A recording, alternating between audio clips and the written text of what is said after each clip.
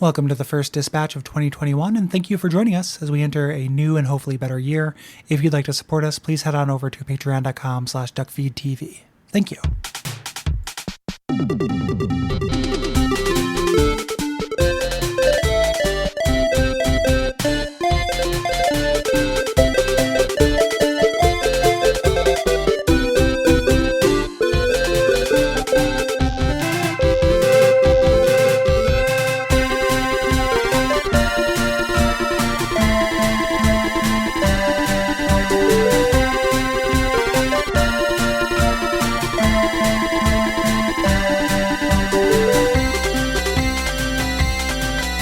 My name is Gary Butterfield. My name is Cole Ross.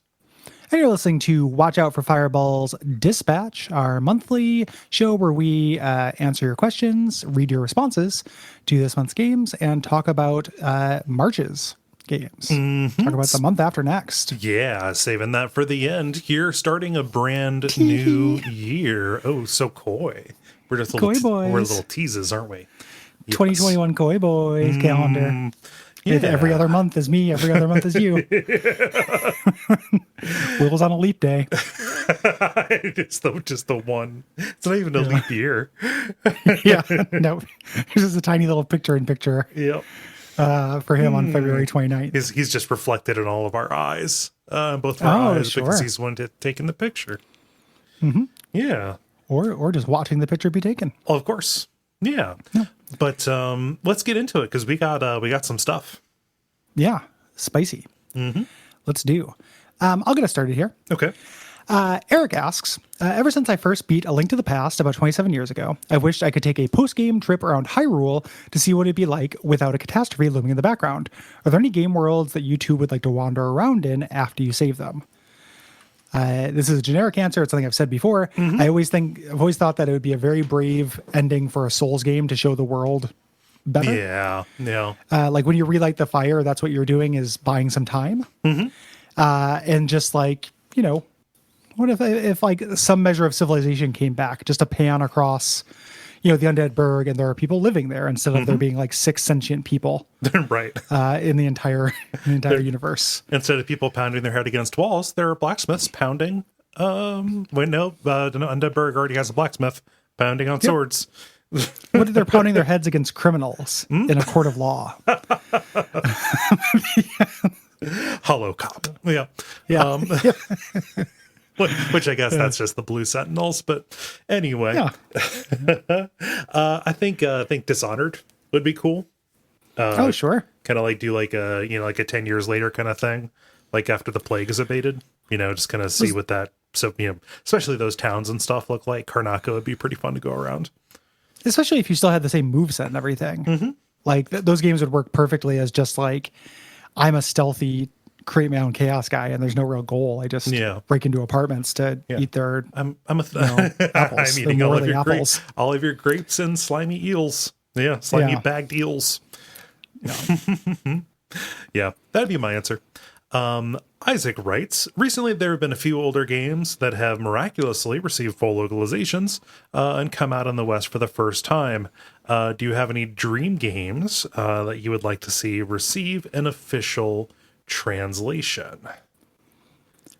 I don't know. I think it'd be cool for Shadow Tower 2 to be available. I think that it would be. I would like to play the PSP Kingsfield games. Yes. That came out. I know I've been rough from soft for these last couple, but it's hard for me to think of something else because a lot of these have like really good fan translations or have been officially translated.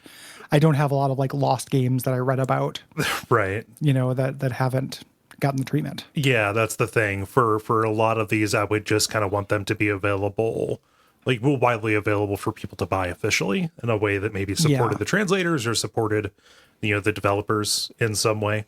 But yeah, in terms of like games that I feel like I'm missing out on, I don't have any answer at the top of my head because a bunch of that cool stuff has already been done. Like Sweet Home recently streamed that game still owns, and it was very aptly fan translated, right? There's a TV show that's not an adaptation of that. Yeah, it is. It's like an adaptation of of a web comic, I think. Yeah. Called it's Sweet hugely Home. disappointing. I know, right? Like, I was like, oh, cool, adaptation to K material. Like, Nope. that'd be really fun, but no. Yeah, They stole no. it. There was a lot of confusion about that when I streamed it. Adaptation of a web comic. Come on. A fucking curse sentence. Like, I mean, good lord. that was bound to happen. I mean, television shows based on mangas and comics and stuff come out. Like, yeah. This movie is based on a series of webisodes that were included in a DVD.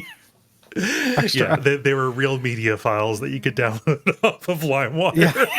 This is based on a series of lost UMDs. This is based on a series of Hit Clips voice samples that were outtakes. Oh God, I wish that there was a way to like record stuff onto a Hit Clips and put it out there and tell a story that way. It's like a geocache kind of thing. Yeah. Yeah. Hit Clips like Hit Clips RW. Yeah.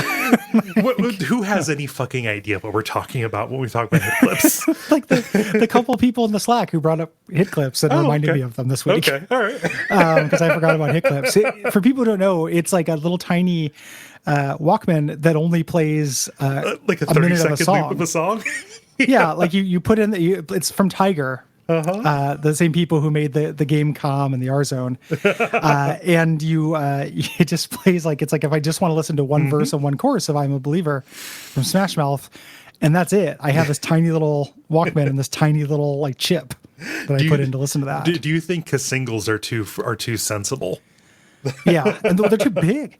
Or it's very similar to those GBA games that are just one episode of SpongeBob. Oh, those had like 3 episodes of SpongeBob on 3 them. episodes? Yeah. Yeah.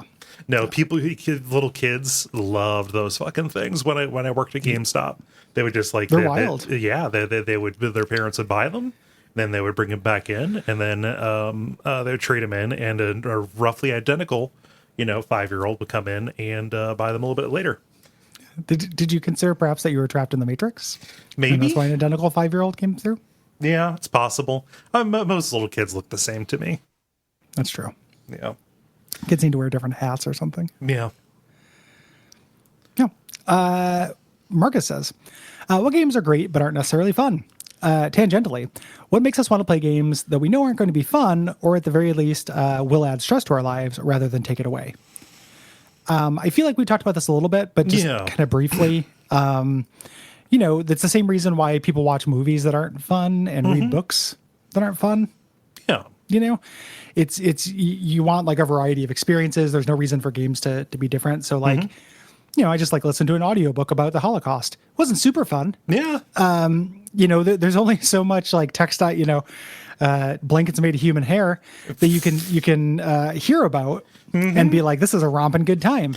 Yeah. But it still elicits an emotion, and like people go to art for a wide variety of emotions, Yeah. They can be edifying in different ways. And I think that games are very good at bundling up experiences that you might not otherwise have. Like, I think that this was kind of the thesis for our entire episode about Pathologic, right? Was that this, is incredibly good at giving you the feeling of being oppressed and constantly on the edge of death and always behind the 8 ball. Both in the story, like, and in the play. Like, Cart Life is a miserable thing to play, but I think it's an amazing game. Yeah, Papers, Please. Yeah. Really stressful. There's also a more common version of this is being lost. That's something people go to games for frequently, and some people find that really stressful. But like you plop down in the middle of Stalker, or something, and it's like, well, I don't really know where to go, and this whole world is really hostile, and I am just in the middle of it. Yeah. Well, and also like, who's to say that that's not fun? Like, we just had a little Twitter back and forth. I had highlighted the fact that Death Stranding was on sale for a good price. And people, that's a very divisive game. Anytime you bring up Kojima stuff, it's going to start a conversation. Mostly with me. Like, is what you mean. Like, I'm one of those guys who searches Twitter now.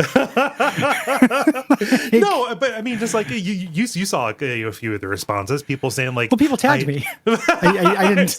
I just want to make it like we had a Twitter back and forth. I tried to talk about this game, just made it sound like I was just like on Coal Patrol. Yes, you were tagged in. No, this happens even when I don't. You were tagged in because people are like, hey, is this is this going to be a WAF? Probably not. I like the game, but regardless, I think that game is fun. A lot of people do not find it to be fun, and it's difficult to describe exactly why this thing is fun in a way that makes it sound like you are not, like, let's say, weirdly virtue signaling about it. Yes, I like this weird thing. No, I don't just like it because it's weird. There is a joy to be found in like getting around in this, and the stealth is good, etc., etc. But yeah, so to say like, oh, this is not fun is not entirely accurate. It is fun in a way that is polarizing and difficult to convey.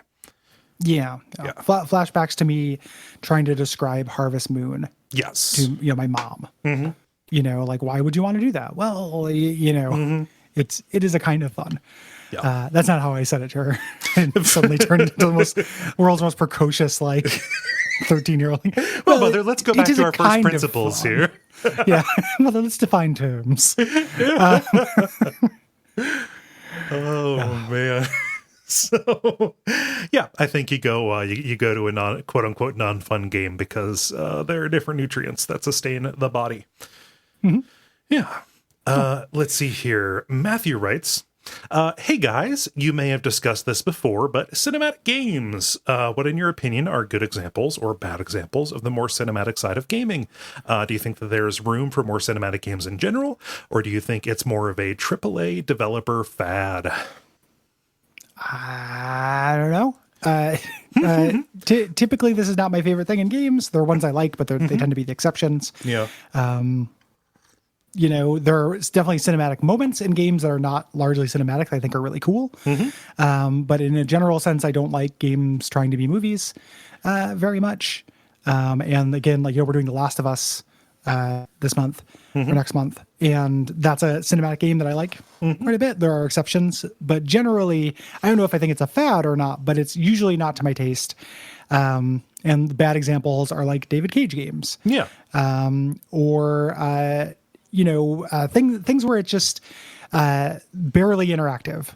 Like the non-Last of Us. Like the Uncharted games have a fun to them. I've played the first one a little bit. Semi-recently, weirdly enough, just because I was like wild hair and realized I had it. And it's cool. Like, it's okay. It's kind of a fun little like romp, but you have to be in a real romp mode. Yeah. Dost I want to romp? Dost thou want to romp? Do hast romp. Yeah, it's definitely the resource conservation and privation that make The Last of Us into a more engaging kind of deal, right? Yeah, and the bleakitude. Well, yes, of course. Yeah. I would go, on to say like I really need to get like Until Dawn onto the docket this year. I would like to play that. And other stuff by Supermassive. Like, I have had fun and enjoyed both Man of Medan and Little Hope. Both of those are real cool, short little cinematic experiences that are like David Cage stuff, but are entirely genre pieces that are really fast and keep you in control of everything most of the time. And like it is cinematic insofar as your performance in the little action sequences and QTE stuff will like greatly diverge the story, like who dies and who lives and, who dies when, right? Yeah. David Cage sucks not necessarily because he's cinematic, but it's because he doesn't know how to do it, and he's really bad at telling stories. Yeah, the Until Dawn people are better at it. I think by I think just aiming a little bit lower. you know? I think that it benefits by being straight putts, and all of those ones that I mentioned are straight up horror things, right? Like they've got different twists to them, but ultimately, just horror stuff, and that's fine. Also, like cinematic stuff, I would say like the Yakuza games are pretty cinematic insofar as they are like playing and watching a crime movie, and that's a thing that I really enjoy about them. I'm thinking about those end up being better than they have any rights to be. Yes, for being how like cutscene and exposition heavy they are. Yeah, because like they're cool gangster stories, and that works. So a big reason why cinematic games like sometimes blow is because they'd be like shitty movies. They're not really good stories. Yeah. Not that's not the only reason, but it is a big reason why there is like a general ineptitude. Yeah. They're different skill sets. You're trying to be this thing, but you're really bad at being that other thing that is not a game. And also the game part suffers. Yeah. And making a story for a 40-hour game is so different than making a story for a movie. Even like a 12-hour game is so different. Different skills. So entirely different skills. Yeah. Robert says, "Hey guys, I've been replaying the entire Breath of Fire series this year, being 20 to 25-year-old RPGs. They have their ups and downs. But upon revisiting the fifth entry, Dragon Quarter on PS2, I've cracked into something special. When it was current, I was initially put off by what a departure from the rest of the series it was. With a bit of distance, I've realized its intricate mix of narrative RPG, tactics, survival horror, and roguelike hold up as an incredibly fresh and compelling experience, making it all the more tragic that the series promptly died after its release. Wanted to ask if you had any favorite Black Sheep entries in a series, a title that subverted its franchise legacy to keep to interesting ends. Conversely, do you have a least favorite Black Sheep? Thanks for another excellent year of podcast, and have a wonderful winter holiday. I hope 2021 is better for all of us." I also hope that. Yeah, I also hope to. We started behind, but there's still time. Dragon Quarter owns Bones. I picked that up at a convention recently, intending to replay it. And then I did. By recently, more than a year ago. Yes, there we go. Yes. By recently, I mean likely 3 years ago. But Yeah. Black Sheep. There was a recent episode. What was the episode where we talked about? No, it was Dragon Age 2, where it's like, yes, Very I want to protect this injured baby bird that is the entry in this series that people don't like. Like, it's the part of me that reflexively comes to the defense of Silent Hill 4, even though that game has really drastic problems in its back half. Yeah. Yeah. My big examples of this are always Zelda 2 and Castlevania 2. Mm-hmm. Mario 2. Our games are Mario 2. Like all the Nintendo 2s. I like all those quite a bit. Oftentimes, not always more than the 3s, or at least as much as the 3s. Yeah. I like Mario 2 as much as I like Mario 3. Yeah. Easy. Zelda 2 I don't like as much as Link to the Past, but Castlevania is close. Like, I have such fond memories of Castlevania 2. I haven't played it in forever. So, if you're just like, yeah, play it again, it fucking sucks, you're probably right. I don't know if I have the patience for it. I would be interested to find out. So yeah, those are really big ones that I like quite a bit. And then in terms of like least favorite Black Sheeps, that's harder. Yeah. For me. So yeah, I don't know. Yeah, like that gets into like games that are actually like both Black Sheep and also accepted. So they're considered to be Black Sheep because they're bad. So that would just be us saying, "Oh, this bad game is actually bad." It's actually pretty rough. Deus Ex: The Fall. Right. Yeah. Like that's a Black Sheep, and that fucking sucks. Metal Gear Acid. Oh, that's something that I really like. That's a spin-off, but I like that game a lot. Yeah. That's a Black Sheep. I don't know if people don't like that, but nobody talks about it. Yeah, I mean, it's really good. It was an early game on the PSP, and that's not a system that people talk about a lot over here. Yeah. So I don't know if I can answer the second part of that question. But we've given her canonical. Just use Deus Ex: The Fall. I assure you, it's not worth it. So. Mark writes, "I've been playing through and really enjoying Ghost of Tsushima recently, but what drives me nuts is that there's no lock-on in that game. That really turned me off of Horizon Zero Dawn, too. But my love for old samurai movies kept me going through Tsushima. I kind of thought that lock-on in 3D action games was one of those settled laws of gaming ever since Ocarina of Time, but I guess not. Can you think of any other games where settled mechanics of a genre got flouted and it still worked for you?" Yeah, I'm sure there are lots of examples. It's hard for me to think of one on the spot. Yes. Lack of lock-on is a big one. Right now, I am currently experiencing mild frictions from not being able to skip the recap of Outer Wilds when you die. Oh, yeah? Yeah. It seems like skipping a cutscene that happens with that frequency is solved meta. Yeah. We know you should be able to do that, and I don't know why they would not do it. Games that lack autosave for any Sure. particular reason. Like recently just been dipping my toes into Paradise Killer. That is a game that you have to go save manually and it fucks me up every time. Yeah. Yeah. Manual saving is really rough. Yeah, not that that's a game where and- you're in a lot of danger, but if you think like, okay, it makes you think twice about closing the game on your Switch. Yeah. Yeah. And the, I can play an old game and just go into the mode, Yeah, you know, and be like, okay, this is now, I need this discipline. But if it's a new game, you do make certain assumptions for it. Yeah. That end up, so those are, good examples that I have. I do get frustrated by lack of lock on a lot of the time as well. Yeah. Or shitty lock on. Yeah, shitty lock on as the Grand Theft Auto Vice City. Yeah, is really rough stuff. Yeah. Yeah. Matthew says, hey fellas, I'm in the middle of a long Hey, playthrough of fellas. X4. Sorry. Hey fellas. Sorry, No, that is. I got the hey guys, but not the hey fella. We're gonna do hey guy. We're gonna do hey guys as Greg. We got to do hey fellas as Pete. Come on. Hey fellas, I'm in the middle of a long playthrough of X4, a massive open space sci-fi game that has almost no story, complex missions, or character interaction, but is exactly what I've always wanted from a sci-fi game, to the point where I'd almost say it's my ideal video game. My question is, do you have any games that you've played that come to mind when you think of what your ideal genre/game would be? Have you finally played that game and felt like it was made just for you? Thanks for all the amazing work you guys do and all the content you make. Frostpunk was pretty close to that for me, actually. Yeah, that's a really good one. Felt like an extra special treat just for Cole. Yeah. With its city management stuff mixed with like cool little short stories and like fun little emergent situations that are built into it. And oppression. Of course, the depression. I need to play I never finished the Last Autumn, and there's a whole other scenario that I haven't done, but I need to like do a ramp up back into Frostpunk in order to get those. And I don't know, man, it's pretty, it's pretty dangerous, to get me back on that horse, dude. Yeah, it's my job as your friend to keep you off of horse. That horse.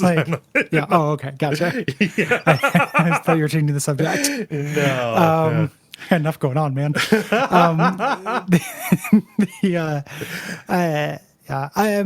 The Disco Elysium is really close to my ideal game. Yeah. It's not something I can it's not perpetual, but everything that does, I absolutely love. Yeah. Divinity Original Sin 2 is also like, I am, really looking forward to replaying that at some point. Just trying different builds and everything. And the tactical kind of freedom of approach to those combats is really, really special to me. Yeah. Yeah. Yeah. So those are pretty close.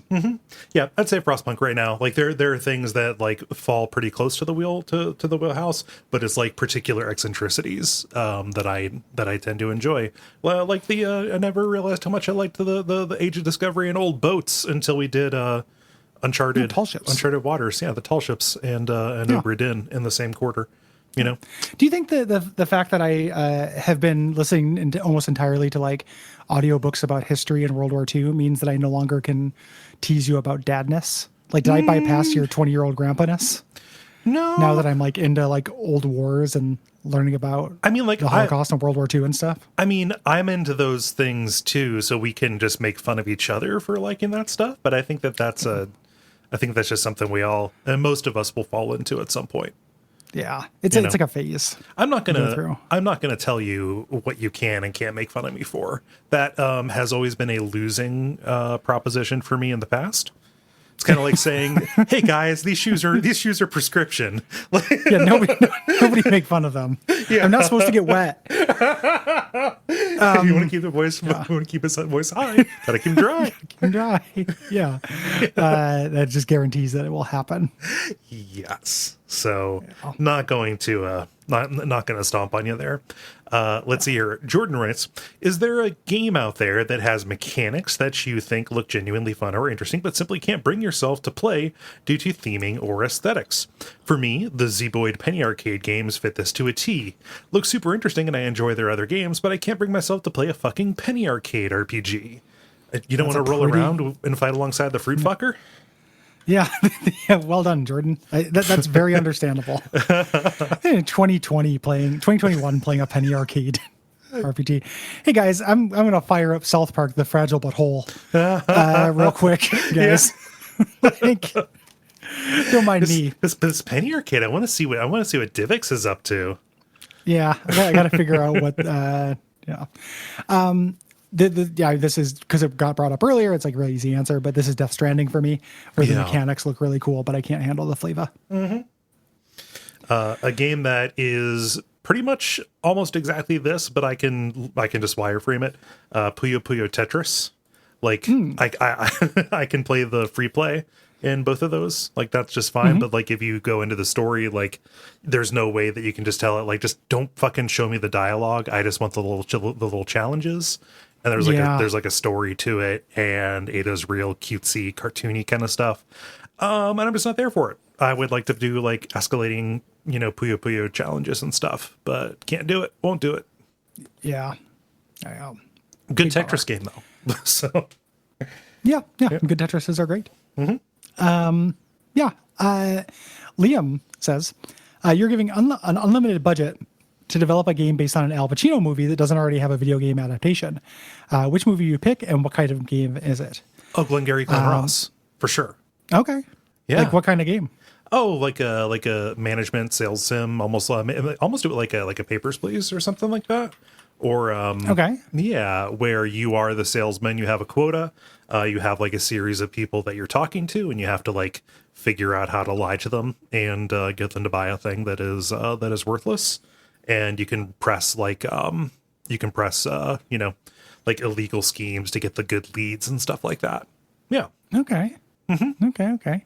That's pretty cool sounding. I can dig that. Yeah. He's the guy who, is he the movie where he's Satan? Secretly? You're referring to the Devil's Advocate, right? Yes. Is that him or is that the other guy who I mix up with him? I you think, would know this. Oh no, yeah, he's in the Devil's Advocate. Yeah. I would do the Devil's Advocate. Okay. And it would be like a multiplayer, many people, one of them is the devil at a company. And everybody is trying to steer the company, but the devil is trying to do devil stuff. And you have to guess who the devil is. Yeah. Ooh. I mean, like you're almost making it sound like a social deduction kind of thing. Yeah, a little bit. It would be an Among Us. I'd be doing it to make money, not for me to play. So those things are big right now, and I earn on my unlimited budget. Yeah. Unlimited time when I was unlimited is my ching. I know this is literally just me describing a joke. Literally my favorite like cutaway gag in The Simpsons. I think even might be a later one. I forget what episode it is, but just there's people are having an argument, and Homer says, "Marge, will you allow me to play devil's advocate?" Yeah, and she says yes, and then it just cuts to him playing a pinball machine. About a devil's advocate, yeah. Yeah, that's really good. That is a late, like by which I mean solidly first third of the show. Right.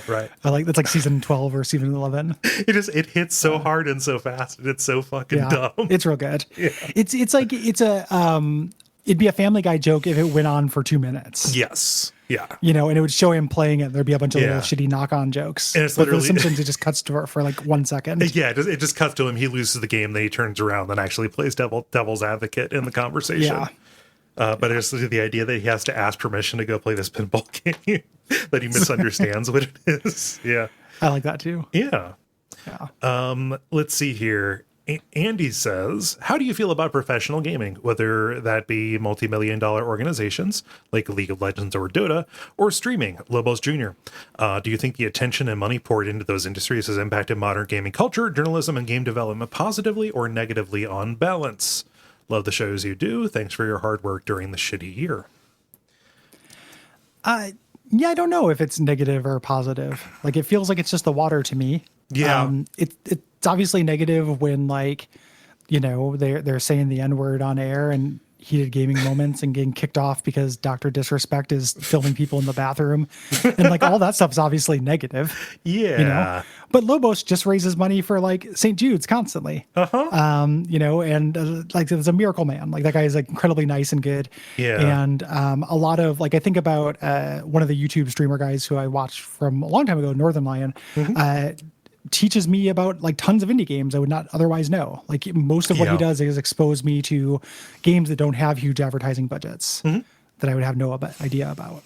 Yeah, I would say more good things coming from it than bad things, because the bad things that you hear are always these really high profile. It's like high profile bullshit. Like I would separate, like I would untangle like pro gaming stuff, like competitive play, from like individual streamers who are just kind of like taking advantage of, like, let's say an infrastructure and a cultural moment of people who like to watch these. Because like pro gaming, that to me, it seems like a thing that people have fun participating in and watching. But like any kind of sports or let's say organized game kind of stuff, it just kind of seems like a vehicle for corruption to me, actually, and like exploiting people. So that's where I get a little bit kind of there. But like that's been around for a few years, and I've not seen it have like a huge impact on culture, really. Yeah. I'm so divorced from that stuff. Like, that's just banner ads I see on TV where it's like, you know, Satan's Hellraisers uses razor mice and cooling towers from Jostens. And it'll just be like a bunch of nightmare fonts, like nightmare fonts. Yeah. And I won't know what, Ninja uses this when he plays Dota. And I'm like, I don't know. I still don't really know what Dota is. Like I at this point, I'm really, too afraid to ask. I'm really checked out from this shit. I'm not about to watch it. Or like, I vaguely know what League of Legends is, and I know what Overwatch is, but I don't know anything about the competitive leagues. And those things are always so fucking embarrassing when they show shots of them. Like it's dark. Everyone's lit entirely by the lights inside their computer. Like, there's like a fog machine going somewhere. The announcers are like, it's that just feels like sports to me. Like that feels exactly as embarrassing as like anything else that I'm just like super unplugged from, like UFC or something.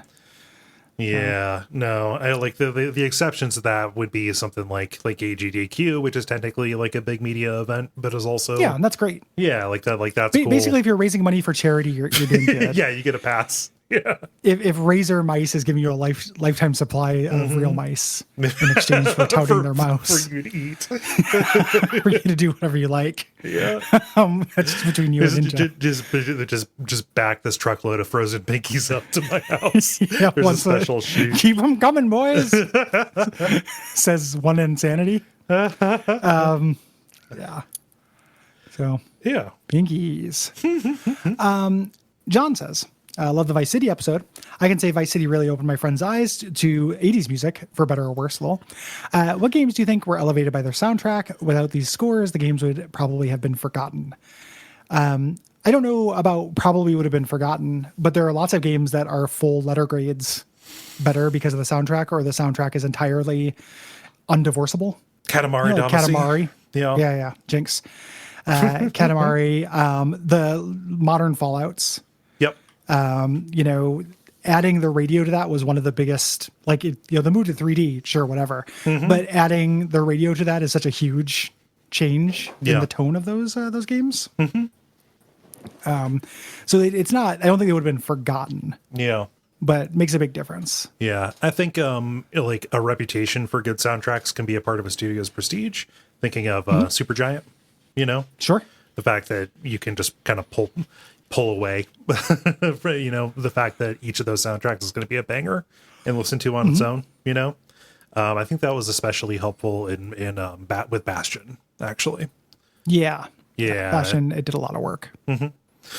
Yeah. So I would say that as far as like licensed soundtrack kind of stuff, like, I don't know. I think that we played the game and didn't like it, but still what people talk about mostly when they talk about like Alan Wake is the licensed soundtrack for that, which is like 3 songs deployed very, very cannily.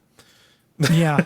Well, and then a bunch of songs that are technically licensed from some from an in-house Scandinavian band. Indie rock band. Well, it's literally just an in-house band that they're pulling from. Yeah. The poets of the fall. Yep. There was a fall, and these poets chronicle it. Yep. Can you imagine? They should have sent different poets. Yeah, they should have sent a different band. They should have sent Vampire Weekend. So that's a good example, though. People really talk about those kind of things, those moments. Yeah. We've been doing game questions for about a half an hour. Do we Yeah, want to let's swap. Yeah. Let's go over here. Let's see. This one should be quick. Joseph writes, "Love the show, Gary. I heard you mention that you were in a band and made music while listening to older episodes. I was wondering where I could find your music." Oh, thanks. Gary's old band music is on my SoundCloud page, among like other things.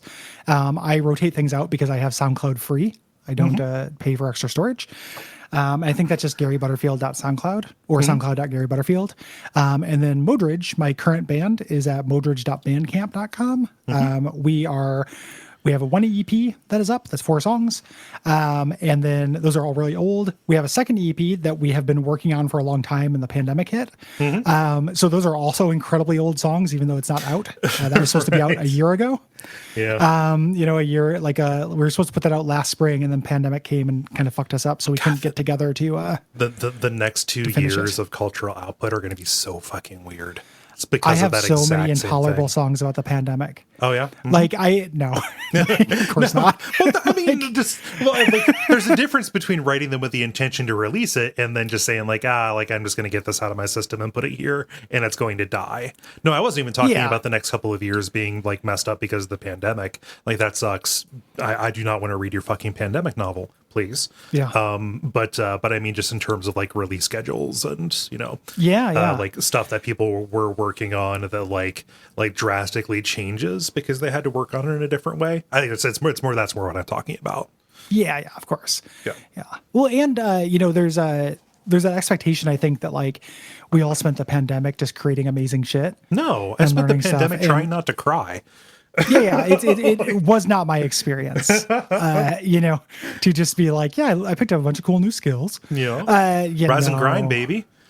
That didn't happen. So I think that this year, like during pandemic time, I think I wrote like 3 songs, which is a lot less than average, and none of which are recorded with the band because of band reasons. Yeah. So been a weird time, and I fucking miss it. I miss those dudes. They're some of my best friends. They're really funny, and I miss that weekly ritual of getting together and like making a thing. Being like, hey, like at the end, we all came together and we did this enough times where it sounds pretty good, and that came from nothing.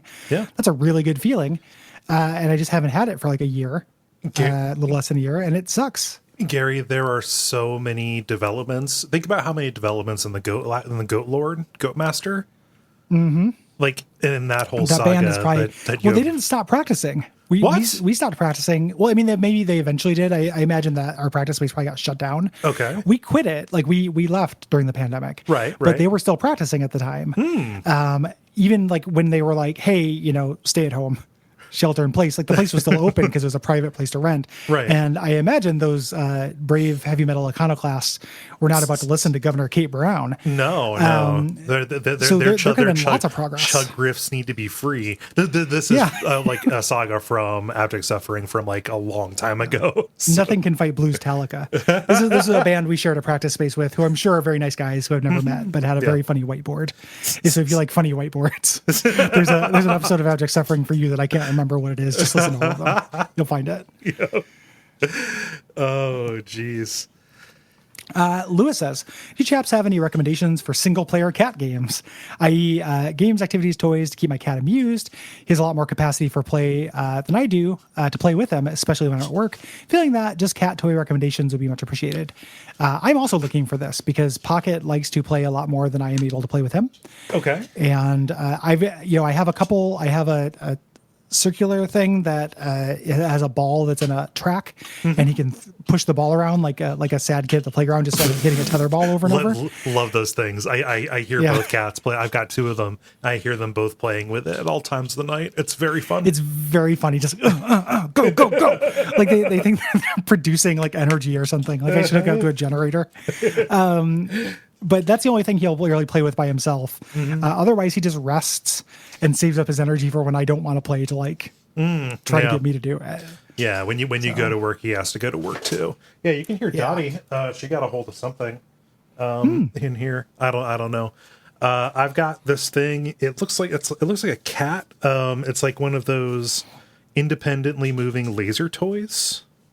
Okay. That you've seen. It looks like if Eve from Wall-E was a cat, and I actually have one of those too. How does it work? I've never used it. I got one for Christmas a couple years ago. Yeah. So what it does is, for about 15 minutes, there is this little. God damn it, Dottie! No, she got a hold of a piece of plastic. Sorry. Cats do love plastic. Have you tried plastic, listener? Have you tried plastic, listener? Yeah. I don't even know what this is. Sorry. Have you tried Plastic, listener? Is my favorite Depeche Mode album. No, but you there's a little lever where you can decide if it's going to aim on the floor or up on the wall. You press the button, and then it just like shoots a little laser and moves it in like figure eights. Greta doesn't fall for it, but it is consistently a way to keep Dottie busy for about 10 minutes. Oh, okay. I have used it before I got my keyboard tray to like edit. Like you turn it on, and then she goes and chases after it instead of being up trying to bite your hands while you're moving the mouse. Yeah. There are also things you can get that will hang in a door, like off of a door frame. That are like long dinguses on there that are like little dinguses, that some of them that can contain treats on the end of an elastic. Yeah. Pocket takes those down. Yeah, So I've never them. I've never had one last more than a couple of weeks, but boy, what a couple of weeks it is. Yeah, it is a golden time for the sleep industry during those brief periods.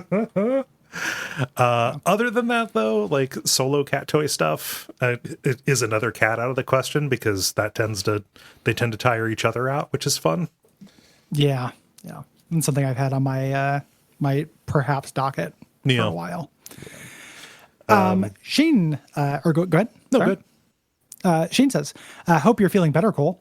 Congrats on 300 episodes. Love the content, community, and you guys. Thanks, Shane. Thank you. Thanks for the Brotherhood of the Wolf discussion. Is Blade Runner 2047 Bloodborne inspired? 4 minutes in, it looks very Hunter-esque. Forces beyond human conception and play. What do you think?" For as much as I love the original, I have never seen Blade Runner 2049. It's cool. Yeah. Don't go into it discourse poisoned, because the discourse around it is valid, but the experience of watching it did not feel that way to me. It's like I liked reading that stuff after I saw it. I did not get Bloodborne vibes from it, but I did rather like it. It's a really cool looking movie. I did not like it nearly as much as the original. Like, I've only seen it once. I was just like, okay, that's cool. And then moved on. Now that I have this nice TV, it would make sense to like get a high def copy of that, because that was one of those things. I didn't see it in the theater for some dumb reason, and I wanted to have I wanted it to look as nice as possible, because visually stunning is kind of the thing with that. So, and it is very visually stunning. Moving on to a show question here. Cinder Elf says, if the two of you had to recreate a Tim and Eric sketch fully or just the audio, which would you do? And would I be right in assuming that Gary would be Tim and Cole would be Eric based on interactions and the skits you've done in your podcasts? Oh, probably. Probably, maybe. Cole, you haven't I think there's like an unhinged side of you that you haven't unleashed very often. That's very probably Tim-esque. Yeah, probably. I naturally fall into a role of a straight man is part of the thing. I enjoy keeping those cards close to my vest. So I probably would be more of a Tim, or would be more of an Eric. Sorry, more of an Eric, yeah. Who generally is pretty hapless, but then sometimes he owns a store of child clowns. Yeah, child clown outlet. Yeah, like warm and participatory. I don't know what sketch we would reenact. That's a hard question. It's hard. There are a lot of them. A lot of them have pee pee and poo poo in them and stuff. It'd be tough. I don't know, because that feels like it differs from which is our favorite, which is the best, Oh, it's totally differs, because it's like we would choose based on not wanting to puke and eat shrimp and drink red wine, eat white wine, drink white wine to excess. We could be Corbs. That'd be pretty fun. The accent they do with that. Yeah. Hey, Donnie. Hey, Don again. You know, let's roll the sugar factory. I think we could be the Corbs. Yeah, probably be the corpse. Recumbent bikes are fun. Or pumpers, but not tumblers. Not never tumblers. No. I don't think I could pull off the tumbler, but I could pumper does like to pump. so Oh man, I feel like you need to go back and watch Awesome Show again because that was a while ago when I did that. It's good. It was like a year ago that I did that. So I rewatched all of it when I hurt my shoulder. oh, nice. I watched that and all of Check It Out. Mm-hmm. Oh, Check It Out and all of Parks and Rec. Oh, nice. Yeah, all I could do is really watch TV. Your shoulder was really hurt. That was your first. That was your early Gungeon days too, wasn't it? I started playing Gungeon. Then I played Dead Cells, Gungeon, Night in the Woods, and bounced off Iconoclast. God damn, you were hurt for such a long time. Yeah, it was like I couldn't really sleep that well. Yeah, so it was just lying in bed and being awake for many hours. And that was like right after you got Pocket too. Yeah, it was horrible.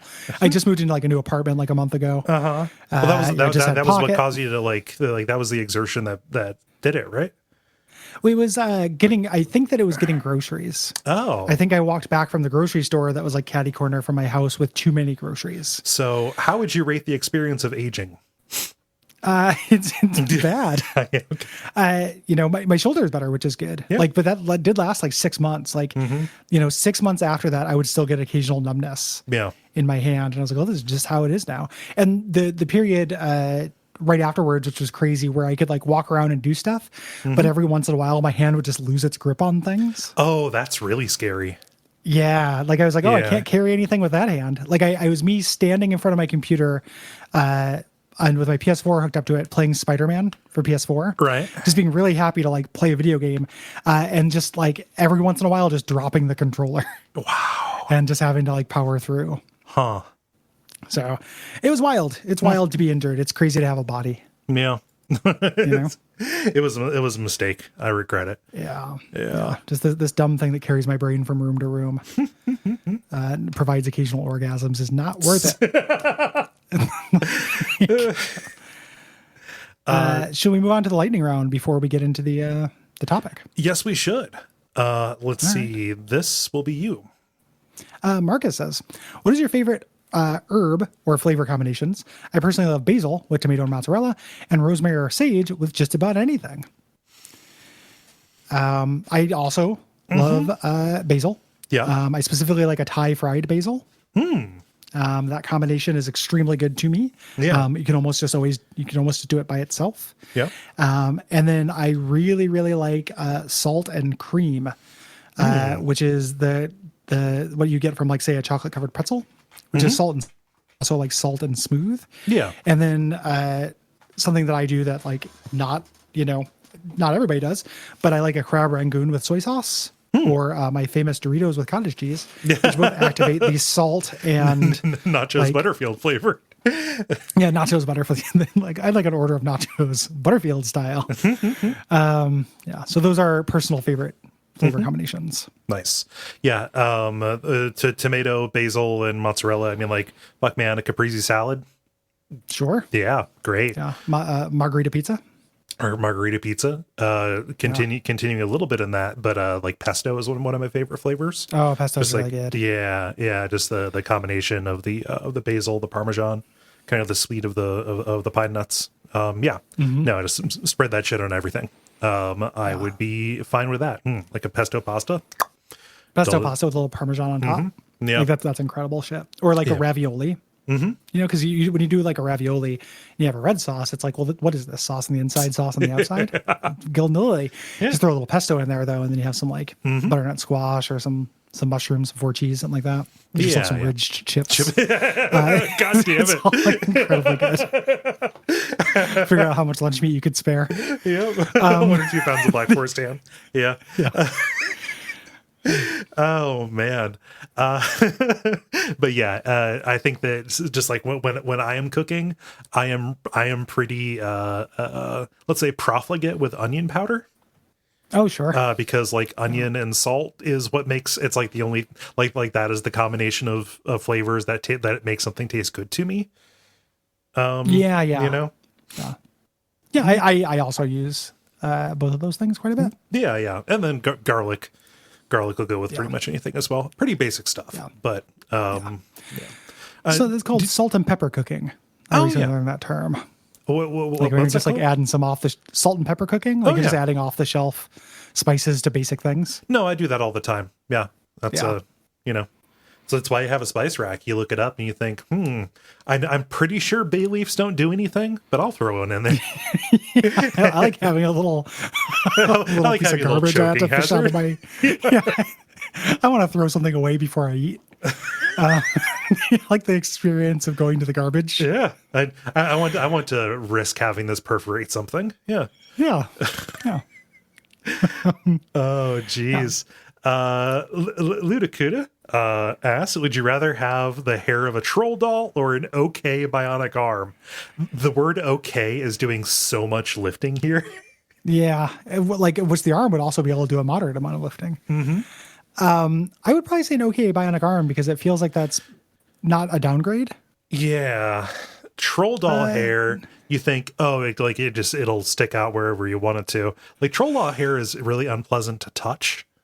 Yeah. And also I can't imagine washing it. Yeah. And it's a big wild color. True. Does anybody have any questions, keeping in mind that I already explained my hair? Yeah. I think that this would actually not be so bad, either of these. Yeah. Like in terms of a would you rather, this is like a split the room kind of thing. Like, yeah. The one downside to the okay bionic arm, like I don't need it to do too much of anything. I would like to know if I would be able to feel it, like if I would get feedback from it. Probably not, because it's just an okay bionic arm. I think you would get that. I think that's standard for a bionic arm. Man. Oh, okay. I think that's implied in okay. I think a bionic arm you can't feel at all is a bad bionic arm. Yeah, I mean that's just a prosthetic at that point. Okay, I think means like it doesn't have lasers and shit built into it. Yeah. Okay. Let's see here. So the one downside to the okay bionic arm, does it come with like a phone number of somebody I could mail it to fix it? Yes. Yeah. Or and like also you're going to have to answer a lot of questions like going through airport security and stuff. You just get a card. People who have like pacemakers and stuff just get cards for it. Yeah, that's probably what you have to do. Also, the thing about an okay bionic arm is I wonder if you could improve it.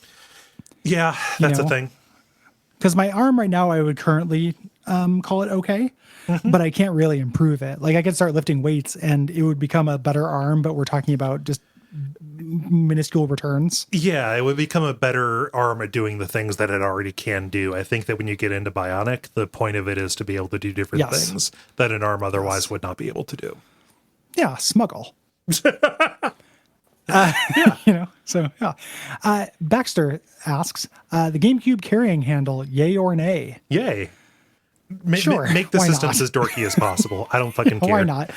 It's funny. Yeah, why not? Yeah. The weird thing is that in the grand scheme of things, it is also it's like the system that least needs that kind of affordance. Yeah. Because it is so small, right? And so manageable. Even compared to like the original generation PS2, especially the original Xbox, right? Yeah. This is like silly, but now it's all just quaint Nintendo stuff. Yeah. Give me dorky systems. I like my PS5 on my shelf much better than I like my Xbox Series X. So yeah, PS5 looks great. I cannot wait to get one. Yeah. It looks like a powered down turret from Portal. Yep. What's not to like? Into it. Let's see here. Andrew writes, you must have a romantic evening with one character from the extended Mario universe. So Donkey Kong counts. It cannot be Mario, Luigi, Peach, or Daisy. Who do you choose? Getting rid of Daisy is a problem. Yeah. Yeah. There's nothing romantic about a date with Daisy. Like Daisy would take you home and fucking turn your pelvis to dust. Yeah, Daisy would like ride your face until you had no more face. Like Daisy fucks you so you'll stay fucked. Yes. Yeah, Daisy's incredibly aggro. Probably like Toadette. Probably, yeah. She seems a little bit more self-possessed than Toad does. Yeah, and like it's romantic. We could like go for a walk. I could imagine that. That'd be fun and cute. Yeah. Let's see here. Pauline, because I don't think she gets a lot of attention. and I think that Oh, she would. sure. I think that she would really appreciate that. Be real desperate. Yeah, I'm picking up what you're putting down, Cole. You want to feel needed is the thing. Okay. Yeah. You want to feel Give necessary. me something in a needy Pauline. Computer, show me needy Pauline. Yeah. Callum says, have you had someone that you are a fan of who you found out listens to your shows? We've had people who make games that we enjoy who I did not Yes. specifically know their name. Like, we did the episode about Rock Band, and somebody who worked at Harmonix and like made those games emailed and said, "Hey, that's great. I like the episode." And I was like, "Oh, super flattering. you made something I enjoy." Really cool. The guy who made I Want to Be the Guy. When we talked about that, that popped up. That was really cool. Yep. And then there are people who, like that is basically how I met Bob Mackey. Was I listened to his shows, and then he like listened to ours and would talk them up, and then we met and had that in common. Yeah. So that was really cool. Kingdom of Loathing, guys. I played that game a lot back in high school and college. Then finding out they listened to the show. Yeah, no, that was awesome. Cool. Yeah. Yeah, very cool. So yeah, definitely. That's happened a few times. Jason Killingsworth. Oh yeah, it was really cool when he like reached out to be on Fireside Chat. Austin Walker. Yeah, I had read a bunch of stuff from Joe Martin, who has sponsored an episode, who listens to the shows. So that is really neat.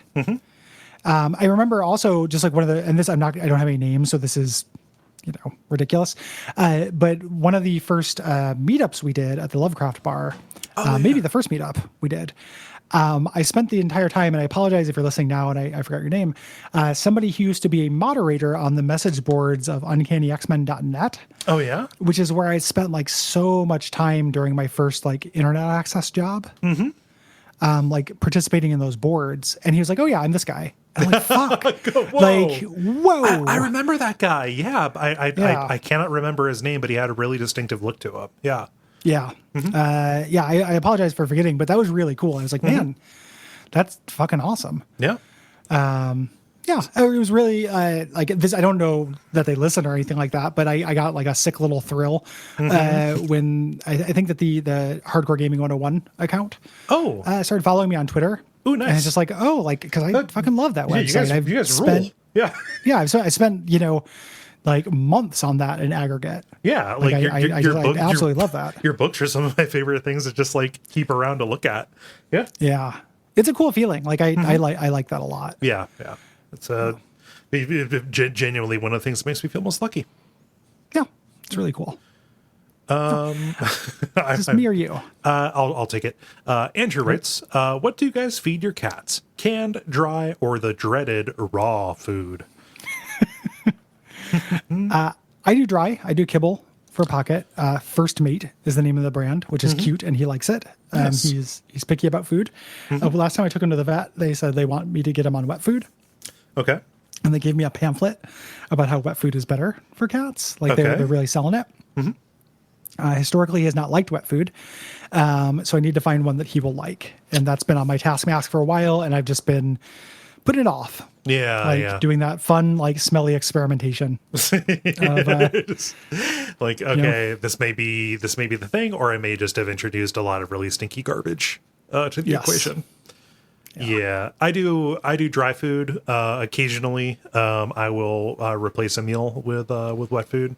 Kind of, I think, just if they're being real good, if they stay sweet. Yeah, if they stay sweet, it's like, hey, here you go, fun surprise, which they can't comprehend. But for me, it's it's important to do that. I used to feed Greta like really nice dry food, but the second kitten food got introduced to the equation, she immediately went for that. And it's really hard to keep them separated. She doesn't like overeat it. She just prefers, the kitten food. So just standard, like, kitten chow, cat chow kind of thing. Like I used to like get Greta like nice stuff, like Authority is what it was called. I was like literally the brand is called Authority. Yeah, I was like it was like $20 a bag. I wanted them to have the good stuff, but no, she wants the the She wants 15 McDonald's. Yeah, she wants McDonald's. You know, Yeah. like the kitten food. It's candy. Mm-hmm. You know, the bag I use says cat and kitten, so that's how I kind of feel like I get away with it. Gotcha. But I should probably upgrade his food at some point. But he's been historically just been very picky, and the fact that he likes it and it's not Wait, a cat was finicky? it's not all grain and like Roars would eat fucking anything. You know, like I've had a lot of like just like omnivore cats, but Pocket is not very food motivated. Yeah. And this food is not just like all grain and separated chicken parts. Like No. you know, there's some meat to it. Like if you know the trick to cats is they eat meat. Yeah. You know, And they're like carnivores. I wouldn't have even fed Dottie the stuff she's getting if it didn't have, actual meat as the first ingredient. So Yeah. Alex asks, best driving a red convertible through a neon drenched city in 1983 song. More Than This or Young Turks? Young Turks, no question. See, no, I'm going to say More Than This. Oh, okay. First of all, because Young Turks is not on the Vice City soundtrack, it's on the San Andreas soundtrack. Okay. So you don't actually get to drive around a city in 1983 to Young Turks. They didn't mention Vice City at all. Well, and then these are two songs from those soundtracks, though. Okay. I imagine there's an implied Vice City here. The VICECITY is silent. Okay. The Young Turks is very good. That's like the one song I kept hunting for when I played San Andreas. But More Than This is fucking tragic. I love that song. It is so sad. I don't know. I think about driving around specifically in a convertible. Like, it would have to be dark. You don't it would wanna have be to sad. be. Yeah, I don't want to be sad. Is the thing. I'm in a convertible. It's 1983. I'm probably high on cocaine. Like, I can't don't be know. happy during the Reagan administration. I don't know about you, but like, Sometimes, okay. sometimes you have to. Sometimes you have to make it. You have to make it okay. You have to throw some Rod Stewart on, and go for it. Yeah. No, I just the baseline from Young Turks cannot be denied to me. that's the only Rod Stewart song I like. Oh yeah. No, everything else is cheesy Like, trash. Yeah. Yeah, it's garbage. But like I think that that's a good song. We're young, man. So. Yeah. I've been on this 80s music kick since we did Vice City. And just like on YouTube, just exploring a lot of like hits from the 80s. Yeah. And it's been awesome. I've just had Ian that's Emotions the end. Obsession on repeat for 2 weeks now. It's a fucking banger, man. It's a good song, I keep listening dude. to Steppin' Out. And then Steppin' Out presented to me Big Country. Oh, fuck. Or In a Big That is Country. such That song is like a jingle pop classic. That is so fucking good. Yeah. Yeah. Yeah. No, Like that's it's just a fucking killer riff. Like that has that song has that kind of weird like melancholy pop classic kind of feeling to it, like that yearn. That's such a good song. And then every once in a while, just seemingly out of nowhere, he goes, "Sha!" It's really funny. Like, oh man, I love that. I love that main riff. That doon doon doon doon doon doon. yeah. doon, doon. It's very good. Yeah. Yeah, good shit, man. Yep. 80s. Yeah, excellent. And then what does Brian say for our last lightning round? Yeah, for our last one, Brian has two questions. The first is, what would you guys add into the Smash Brothers roster? Probably somebody else with a sword. Yeah, probably somebody from Fire Emblem. I misread that, and I thought that said Smash Brother Sister. Oh, I was like, whoa, that's a tag. Gabriel Knight. So is my actual answer. what would his powers be? Wouldn't he just have a sword? No, he would investigate. It'd be like Phoenix Wright, but like way cooler, and with Tim Curry doing the voice. Oh, yeah, know? you're running out of time on that, man. He would do like voodoo things. You'd have a Mosley summon, or just comes out and fires a gun at you. I was about to say, what fighting games need is a guy with a fucking gun? But then I remembered, they've got Snake and stuff. Tons of guys with guns. Yeah. And he's also a shot Jaeger. Like he can do all kinds of shit. Yeah, Like he you has could got bring the in, amulet, they yeah. do the different skins. You can do the Gabriel Knight 2 skin, and he uses that cuckoo clock. as a little thing he puts on the ground to distract you. Yeah, he slathers a cat with honey and sends it at the guy to slow him Throws it down. at you, it sticks to you. Uh-huh. Like Gabriel Knight would be great in Smash. Yeah. And then my other real answer is fucking JC Denton. I think the fact that JC Denton isn't in Smash Brothers is a goddamn travesty. You cannot put Sonic the Hedgehog in something before you put JC Denton in it. It's ridiculous. JC Denton cannot be denied. Absolutely. Like, I mean, he would just fit really well. Like, he has a bunch of Augs. Like, it'd be great. I mean, cooler than Snake and a lot of the same powers, but like so cool. Yeah. You know, can you imagine the codec conversations? Like, it's you and Manderley, you know, like you and Alex, Yeah. you know, super cool. Daedalus taunts you, you know, like as your ultimate. Really cool. Yeah. I have a lot of opinions about PC characters being added to Smash Brothers. Guybrush Threepwood. Oh yeah, Guyver should be good. Incredible. Insult sword fighting. You know, just speaks a little insult and swings it at a guy. Yeah. Yeah, and he'd be like a fun sword fighter, not just like all these fucking boring Fire Emblem characters. Yeah. You know, we like just he'd be a little bit cartoony and goofy. like your little grapple move would be a chicken with a pulley. That'd be amazing. Yeah. You know, so Yeah. Nintendo's failed us quite frequently. it totally failed us. Yeah. Like man, Sephiroth. Okay. Jesus Cool. Christ! All you do is play the hits. Yeah. It's fucking pathetic. You play the hits and then you play the songs nobody like knows anything about. Like if you like Fire Emblem, you like this. If not, though, fuck you. Yeah.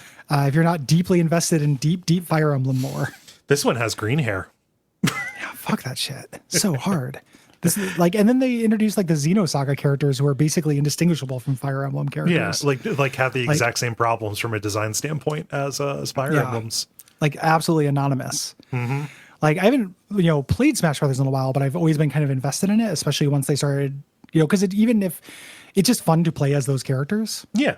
Like I got the 3DS one and I was like, oh, it's fun to play as Mega Man. Yeah. I am Mega Man. It's just fun to be Mega Man. But I watch the news and I'll watch like people's final smashes and movesets because I think it's interesting. Like they do interesting design space shit, usually. Yeah. And then they just have these like technical sword fighters Yeah. constantly. Like I know that's a hackney thing, but it legitimately I think sucks. No. Like it's like nothing. It's like eating a rice cake. You know? Yes. Yeah. New rice cake announced. New rice cake dropped. I'll tell you who I want. I want the kids from Zombies Ate My Neighbors. Oh, that's a great idea. Yeah. Yeah. Like just with huge number of weapons. Yeah, he'll just a huge number of weapons, and all of them are like just regular everyday household objects. Throwing You summon the silverware and baby stuff. as your ultimate. Yeah. Yeah. Yeah, that's what I want. Ding ding ding ding ding. God, that soundtrack is so fucking good. Yeah. Yeah, that's a great idea. Yeah. Fucking all the kids from Maniac Mansion as different skins. Oh yeah. Yeah. Or Day of the Tentacle, because all three would have different movesets like a Pokemon trainer. Oh kind of thing? yeah, swap them out.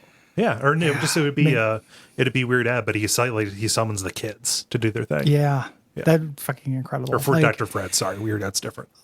hire us, and by which I mean listen to this podcast and give us money in exchange for listening to it. If you make Smash Brothers. and don't make me do any extra work, please. I don't want to do work. Just take these ideas and make them happen. Money, please.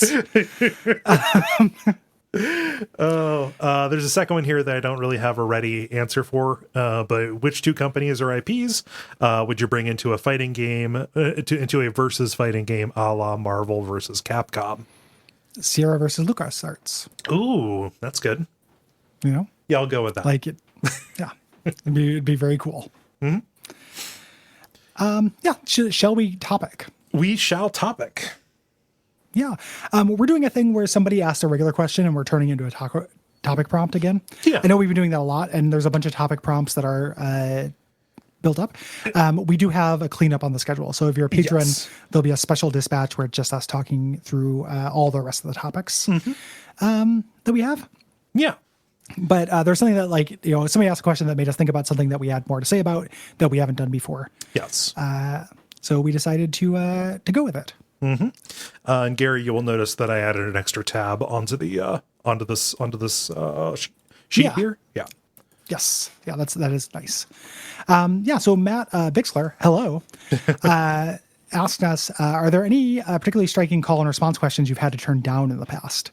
And we wanted to talk a little bit about that, specifically, and then also kind of parlay that into talking about where our lines are and stuff. Yeah. Because a lot of times when we turn down those questions, it's because sometimes they're either like too personal or just kind of like, meh. That feels like it invades the line. But we, are semi-public figures with an absolute lowercase f and a lowercase p. And, decisions have had to be made around that. And we just wanted to talk to that a little bit, I think. Yeah. So, there are a few questions that we have, kind of the marked. There's actually a column in our sheet that's just, Yeah. Yep.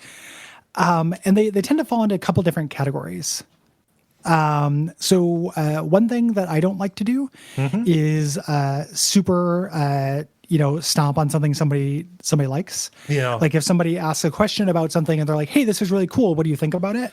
And I don't think it's cool. Nope. I don't want to just like give a platform just to be like, yeah, this thing that, you asked about, I actually think it sucks. And sometimes that'll be like an example along the same lines that doesn't actually call anything specifically out. Yeah. It would be like, nerd rap. Yeah, that would just if somebody wrote in and said, I love this. I love these particular artists. I like this particular trend. What do you guys think? What do you think? I'd rather say nothing than, than come out and say that like this thing that obviously has an appeal because it's a thing does not work for me at all. Because that's just nobody's going to have fun doing that. Like I don't dislike it for like interesting enough reasons for it to be entertainment. And if I say my boring reasons why I don't like it, then that's just going to hurt your feelings because you got rejected. Yeah. We things that were like outside of the scope, like we have no answer for. Yeah. Like big things about, that are better answered probably by people who are more historian focused. Yes. Than we are, or more plugged into industry news in the future. So big things about the grand scheme of gaming history or future, we tend to not do because we don't know. Yeah, it would just be kind of like rote speculation that would not necessarily, it wouldn't be, let's say, complex carbs. Yes. Yeah. That's a big one. What else is something that we tend not to go for? I mean, like obviously things that end up being just like a little bit too personal. Yes. Or, just kind of like, I don't know. I tend to be a little bit weird, again, like not to call like a particular one out, but it's like, how do you feel about making money off of this? And what'll you do if it goes away? It's like, I don't know. I don't have like anything interesting. About that. Yeah. I mean, I hope it doesn't. I'm making hay while the sun shines, man. Yeah. I feel like, specific things about finances are things that are like, just kind of weird. It's not hinky. We have nothing to hide. Like our Patreon total is public and what have you. Like, so we have the option to hide that if people don't know. You can say just how many people you have and how much money you have. And we don't hide that. No reason to. But also the actual specific breakdown of it and everything would feel like gauche and gross. Like it's really cool that we're making our living. Rest assured, more of that than you think goes into taxes and like operating costs than you might expect. Yes. Taxes for the kind of employee we are incredibly harsh. It sucks so bad. It sucks so bad. We are not getting rich off of this. Right. By any means. Like we're doing okay. And it feels incredibly awesome to be doing okay. But we are not, this is not convertible buy-in money. Yes. Like this isn't second home money. This isn't, multiple vacations a year money, really. Yeah. This is like comfortable money. This is economic dignity money, Yeah. This is like, one promotion in an office money once you take into account like benefits and like paying for that stuff. Like this is, this is a lead supervisor money at a place that does data entry. I'm a senior game advisor.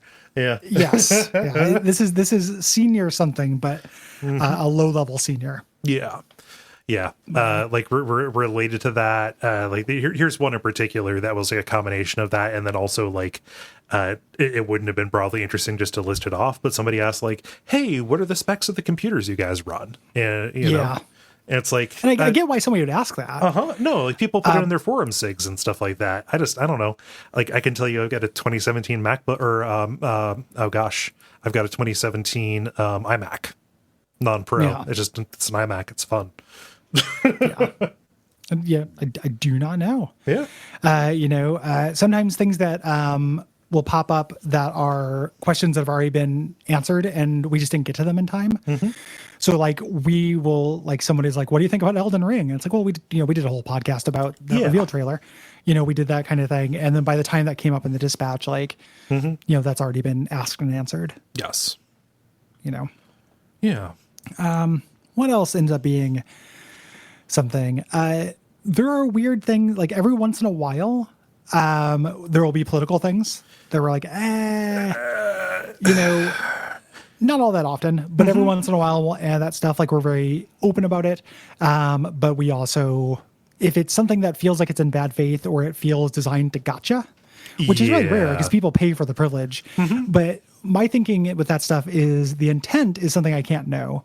The person probably didn't intend that, but somebody could listen to it and run with that as a gotcha. And I don't really want that. For sure.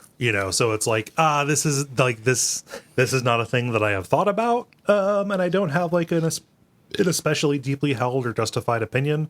So I don't want to fire off at the hip about it just because I was asked about it. So we can just like leave that. Things we're ignorant about. Yeah. Like I don't want to get invite a lot of trouble for my ignorance and through like, just not knowing, about stuff, making definitive statements. Yeah. And I also, that rhetorical device, like even if the person asking it is not implying that, which again, I assume they're not, they're paying for the privilege. The people who do that kind of thing is something I'm very annoyed by. Yeah. And I try not to invite into my life. But actually, that kind of thing, I'm not interested. Yeah. Questions about other podcasts or, even just like video game podcasts in general. Like, I don't know. I don't listen to a lot of them anymore. And also like, I don't feel especially like, qualified to say what is worth somebody's time or like what is a good or a bad trend. We have our eyes so much on our own work here. That ends up being a thing. Yeah. Yeah. I just don't know. Yeah. Which is it was a common thing for a lot of these. Yes. And then the reason why we'll draw these lines, like to kind of move into the broader thing, is that like, we talked about this before, but something that at least, I don't know if I don't mean to speak for you, but going into this venture and then podcasting in general, I find holding a lot of things back really exhausting. Yeah. So I have always been like pretty open on all of this stuff. Like the version of me that's on the shows is pretty close to real me.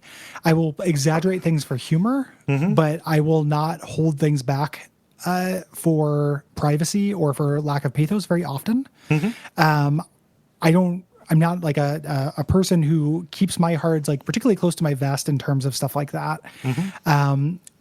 And the line is something that I feel by instinct more than is definitive. So like every once in a while, something will feel a little personal and I'll be like, that doesn't feel right. Like I don't want that. Let's say, medical conditions that don't necessarily like impact the way that we relate to the media that we're talking about. Yeah. I'll talk about my depression or anxiety because that relates to IBS all the time, dude.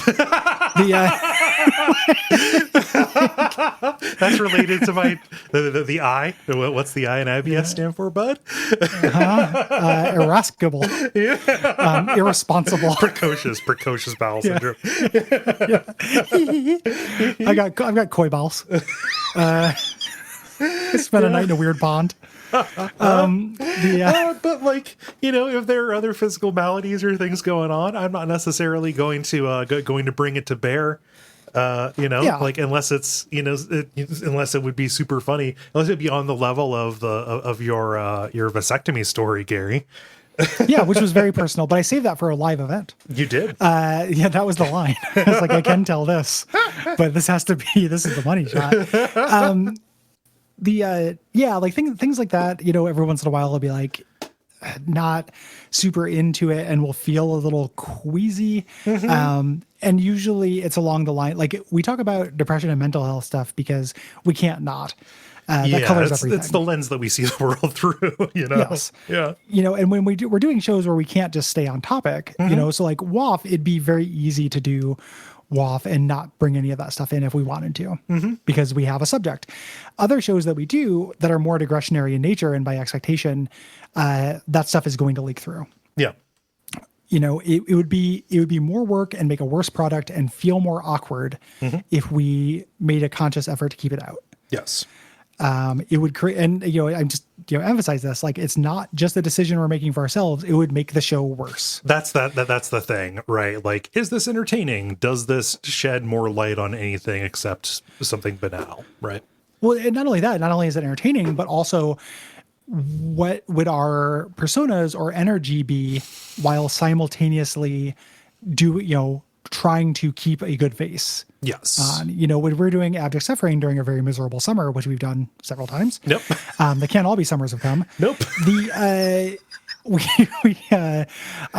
We will be very depressed and stuff, and we think that content is interesting on its own. But even if you don't think that's interesting on its own, I assure you, at least for me, I can't necessarily speak for you, I would be a miserable podcaster and create miserable content if I was simultaneously trying to partition that part of myself off while speaking extemporaneously. Yeah, no, I can't pretend. I can't act. Yeah, it's not fun, and it's not it's difficult, and it makes worse content. Like there's no like advantage to it. Like on some levels, sometimes I respect like creators who I know are doing a persona, and on other levels, I'm like, how do you even like? You must just like fall into bed. Yeah, like Dr. Disrespect must just like fall into bed. When I mean, after all of his various crimes. Yes. Yeah. I'm not trying to have sympathy for the disrespect or whatever, but I'm just saying like, that's just the first example of somebody who definitely does a persona that I can think of. How fucking exhausting. It would be a lot. Yeah. We wouldn't be able to do the amount of output. No, it would have to be much more curated, much more, a lot more kind of just primed and put together. Yeah. Yeah. And something we're doing is working, right? Like every once in a while we'll attract meanness in the forms of reviews or Patreon exit surveys or drive-by comments or something. Yeah. And, you know, these have different levels of efficacy. You know, like here's actionable feedback. Sure. Yeah. You know, here is a technical thing that you have like spinach in your teeth. That's great. Cool. You know, here's a thing that's just not to my taste. Okay. And then here's me describing a stranger with your name that you are responsible for. Like, wait a minute, what?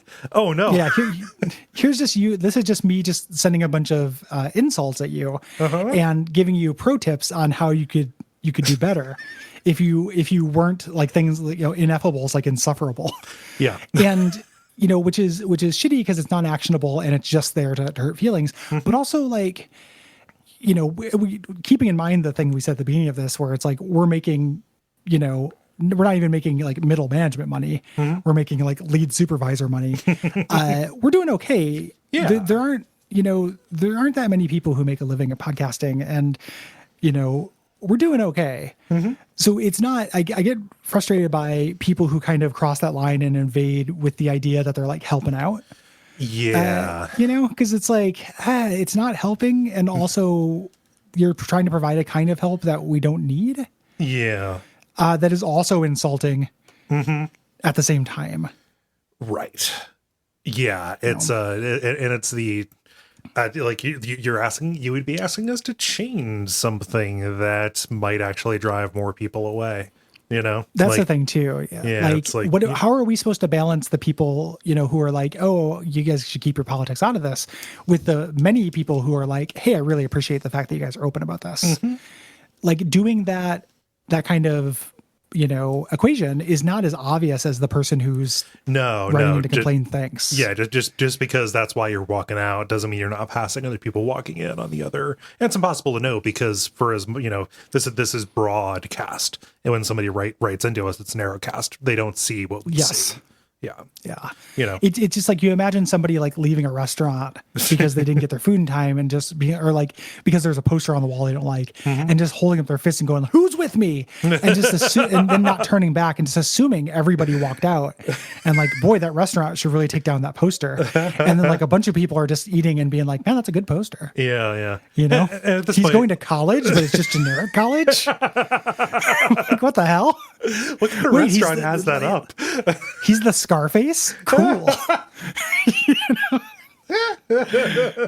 Do you think they call him that because of the scar? Maybe. This is interesting.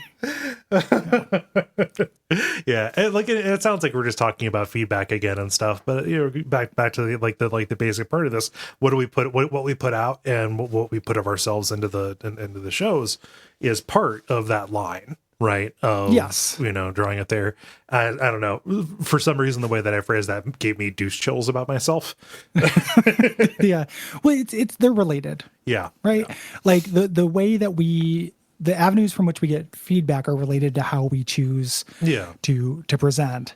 And it's one of those things where I just want to, like, I wish that it was assumed with these kind of things that that it's just a choice. And same thing with like questions and stuff or lines that we draw where we don't want to ask, like, and nobody's been like, "Hey, you didn't answer my question about your dick size." Like I wrote a very thoughtful question about comparing you guys as two dicks, and you guys decided not to answer on a dispatch. Yeah. No one's complained about that. But if they were to, like, just please, I wish that people in general, not just with us, but in the world, would assume that decisions are being made for a reason. Yeah. And that the world is not, like, it sometimes seems like a nightmare arbitrariness, but other people's human minds are often not just arbitrary centers of chaos. Like, they have their reasons for doing something. It was probably a decision. Yeah, even if it's not an excuse, they've got an explanation. Yes. So like the version of us that we put out and the way that what we choose to share and what not to share is definitely a decision. Yeah. And it may be a decision born of the fact that the alternative would be exhausting, but it's still a decision. Yes. Yeah. And, think about like the times where I think the stick to games question, or let's say your demand was a little bit closer to the surface. Like in the past, what we have said about that, sorry, my kitten is climbing up the back of my chair. In the past, what we said about that is it's hard. We feel like it would make a worse show if we came in not as our full selves, and obviously it can't be our full selves if we have personas that we're putting on and if we are holding certain things back. But, that's pretty close to like value stuff. And every, like it or not, you listeners and us as well have values that influence the way we react to works. And what we're doing here is reacting to works, right? Yeah. Yeah.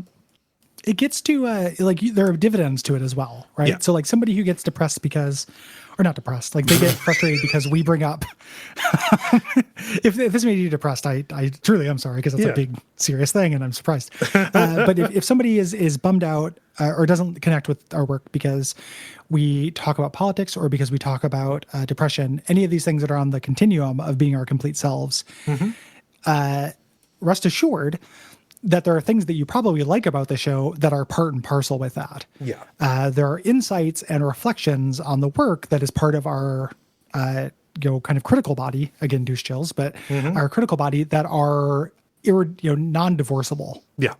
From that. Like, I would be as good a, critic as I am if I did not have the values that I have. Yeah. Like, or not as good, the specific kind. Right. That I am, is a better way to put that, less douche chilly. Yeah, I mean, like just different people with different values create different things. It's just the way that it is. It's our relationship. It's our relationship with the stuff that we do. Yes. Yeah. This is kind of rambling, but I think that's interesting kind of stuff. At least for me, it's a little easy, but this is the start of our third year of doing these dispatch episodes. I think talking about what goes into making the shows, that's a thing that people. It's valid. Yeah. You come up with 36 different topics about video games. In a way, you do. Like they suggest most of them. Yeah. No, I just But no, the little starting the year off navel gazing a little bit. We've been trapped in our fucking houses for a year, Gary. What the fuck else am I supposed to gaze at? Yeah. Yeah. I got a system of mirrors so I can see it when I go to the shower. Also real quick, just this is unrelated, but just transitioning us into responses and stuff. At the end of the Vice City episode, we were like, hey, we should just do more stuff for the show that we want to do. We are rolling that into the schedule. Yes. So the thing the planning we did live on air is coming true. Yeah, we had a conversation about what to do, and then we're following through on it. So yep. Really, really excited about that. It's going to start in April-ish. Yeah. Where there's a Patreon pick that also happens to coincide with a vanity pick. A vanity pick that may have been discussed on this very episode. Ooh. Is it Smash Brothers? So look forward to that. Let's get into, we do the responses and then do the announcements. Yeah. Yeah. Okay. Let's get into the responses. Yes. A few notes about responses here. So, because we would be reading we would be returning. Dottie. So Dottie, I'm leaving that in. Or you're leaving that in. This is your edit. Because I'm leaving it in. We would be talking about Return of the Obra Dinn, and any discussion of Return of the Obra Dinn is inherently a spoiler about that game. I have opted, Gary, to put those after the admin. So people it is can. My edit, so I'm going to put them at the front of the episode before the music. So, okay, all right. Chaos mode, engaged, 2021, Biden, anything goes. Eat some hair, we're in for it. Yeah. Chaotic generation. No, we'll put them at the end of the episode. So if you do want to hear responses about Obra Dinn at the end, if you don't stood up the episode, then yes. And you'll know what happens. You'll know where that is. And also just a note about some responses. This happened a couple of times this episode. Please separate your responses if you're going to be writing about multiple games. That isn't just to make our lives easier, but when that happens, it makes it less. It makes it likelier that I will fuck up and miss your response if you gang them together like that. More likely to get them in, and it's easier for us. And both of those are, good reasons. Worthwhile also, reasons. just know, that we don't put in every response, and we sometimes edit responses down, just to make them a little bit more concise. The golden rule for responses is short, novel. So things that are less general review of the game and more specific observations or personal things are always a little bit more interesting to us. Don't be too disappointed if you're and don't be discouraged from submitting responses in the future if you don't get in. Yeah. So I'll get us started here with responses about Enter the Gungeon. We have Ben who writes on via contact saying, I think the advantage Enter the Gungeon has over other roguelikes that I've played is the various ways to mitigate damage. Learning the optimum situations in which to strafe, dodge roll, or use a blank feels like an important step to mastering the game. Giving players this expanded defensive vocabulary made the game feel less punishing to me than Isaac or Spelunky, both games that I enjoyed, but was happy to put down after I got my first Isaac and King Yama kills. Aside from all that, Enter the Gungeon's theming is just so joyful, and the game is filled with such fine attention to detail, it's impossible not to admire. I'm excited to see what Dodge Roll will make next. Yeah. I also really like that defensive vocabulary. It takes the game and elevates it to a different, a less level of casualness, it allows for more mastery than there is in Isaac, which I love Isaac. Yeah. But most of the decision making, there are lots of just bullshit damage rooms. You don't have that much play space and you don't have that many ways to mitigate damage. A no-hit Isaac run is incredibly difficult.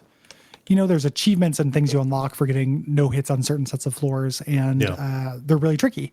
Gungeon is not playing in that exact same space. It gets compared a lot, but it is much more something that has an element of mastery, higher skill ceiling, I guess, to it. Yeah. I found that as I focused on knowing when to strafe, dodge, and use blanks, those particular situations, that was when I started getting better and lasting longer in rounds, regardless, or with little regard to what actually I got in drops.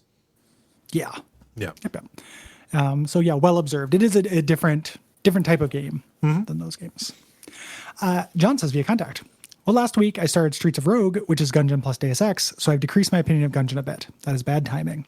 I'm all for the puns, but it did get a bit much at the end. I could understand why the developers wanted to stop making the game after all this time. Dodging felt good, and generally you felt the bullet hell was manageable eventually. Some of the guns really suck, and that just makes you want to end the runs right there. In fact, finish a level for me was way too dependent on whether I would finish a level was way too dependent on which gun I got. Also, starting back with the crappy guns didn't make it feel good to restart. This caused a lot of friction for me. Wow, there's just a bunch of complaints about a game I like. Honest, I do like it. This is something that's like I remember experiencing this, but now that I've unlocked all the stuff, I usually play with the Paradox, who starts with a random gun. So it's much more likely you're not going to just start with just crud, like lowercase r and the slapdash pistol or whatever. So that's something that I can understand, but I haven't experienced in a long time. Yeah. Just you pull the slot machine. Probably not going to yank back the that bad pistol that the prisoner has. Or that the pilot has. Oh, they're both pretty shitty. Yeah, they're both shitty, man. Also, Streets of Rogue is something I've been meaning to revisit now that it's on Switch. I played a little bit of that, but I did not play that much of it. Yeah. It was very chaotic when I played it. Yeah, that pitch sounds right up your alley. It's overhead. It could also like be a trap. Overhead. Yeah, it is like a little bit like it's under a box with a stick and a string. It's overhead and cutesy.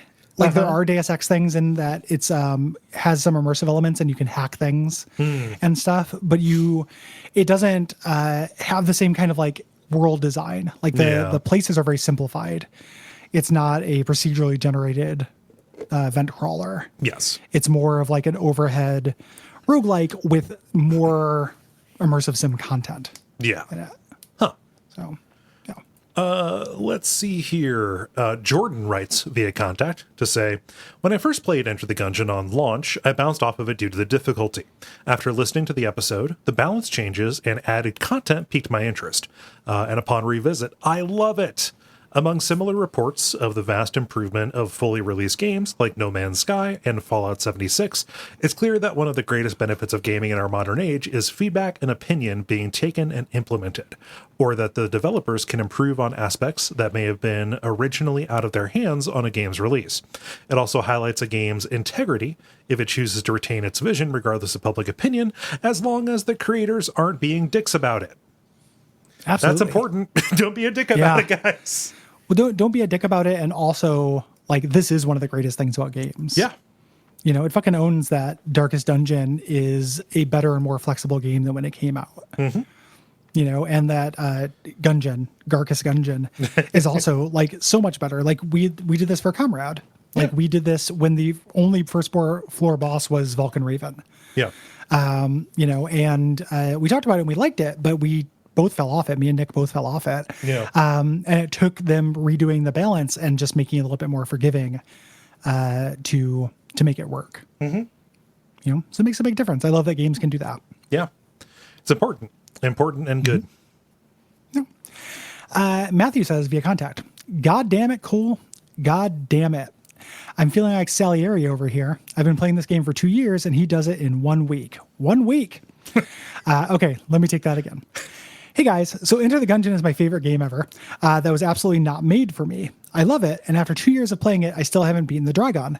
I don't know why. I beat Cuphead just fine, but this game absolutely murders me. I'm mainly an Isaac player, and ultimately that game is likely to remain my favorite of the genre because it molds itself to your abilities. Bad dodge reflexes? No problem. You can learn to play the meta in a way that completely overwhelms that problem. It's the one flaw of Gungeon that there's no way to overcome slow reflexes. The metagame doesn't give you many alternatives, and frankly, the meta progression is slow. But it's a true testament to the sense of humor and pure inventiveness of the game. I don't really mind that, or at least I didn't, Cole. My takeaway, is that this game is a delight whether you can beat it or not. If I get to the end of the second floor, I'm happy. And anytime I get tired of Isaac's trenchcoat teen humor, which is often, this game is such an amazing palate cleanser of gun-themed dad jokes. I love it, and I'm so happy you guys covered it. Thumbs up to Guppy, and much love to yourselves. The trenchcoat teen humor is the best way to describe Guppy's humor. Yep. Yeah. Yeah, it's very that. Like Not that is a game not that, Guppy. like, I mean Isaac. Sorry. Well, me and Will do have some plans. Oh Jesus! Sorry, dark. But yeah, that is a really good way to describe Isaac. Mm-hmm. And if I'd come to Isaac at a time when I was like more turned off by that, I don't know if I would have gotten in deep with it. Yeah, theming matters. Yeah, Yeah. I like knowing that I contributed to like somebody's complete unraveling. Sure, it's a good feeling. Yeah. Any day you've unraveled is a good day. I mean, so Matthew, don't feel bad. It wasn't just a week that I did this. I played this game for like a month. And also like towards the end there, I was playing it like it was my job because it was. So, you know. A lot of times we cover a game a week roughly with a week off for the dispatch, but we spend more time than that because they overlap. Yes. And some games don't take a week. Mm-hmm. To be like, I'm not going to spend a week on The Last of Us. No, it's a 12-hour game or whatever, 15-hour game. But I spent way more than that on Monster Train because I love it and I unlocked all the cards. Yeah, because I'm a deck building pizza freak, and I love the sweet slice. So cool. Yeah. No questions. Perfect. Oh, geez. So Eric writes in via context saying, Enter the Gungeon is a game that I want to like more than I actually do. All the non-Isaac roguelikes I have ever tried have had at least one really annoying thing about them that makes me put the game down because I get sick of having to deal with it over and over on every run. And Enter the Gungeon is no exception. Gungeon's annoying thing, capital A, capital T, is withholding extra heart containers unless you can beat bosses without getting hit. This makes no sense to me. If you can beat the hardest enemies without getting hit, you don't need extra health. If you can't, you do. If I designed this game, I would reward the player with an extra heart every time they beat a boss, and made the reward for a flawless victory a super rare drop, or a step toward unlocking a secret character, or something like that. That simple tweak would make Gungeon one of my favorite games of this generation. As of now, I'm not sure if I'll still be playing it by the time the episode comes out. I would also like to have that change. Yes. Even though I love the game and got through it, I think that, maybe not necessarily that one specifically, but I also, that design decision became less of a big deal to me. It didn't become something I'm like, yes, this is great. Is that a thing? Is that an expectation in other games like this? Like, did Isaac set that precedent where if you beat a floor, you get an extra heart container? You get in Isaac, you get a boss item, which tends to favor health ups, but can be a lot of different things. That pool is really diluted. Okay. Now, Gungeon is unique in that you get 2 items. Gotcha. But so if you think about it, if there were more just health up items in the Gungeon pool, it would be closer to Isaac.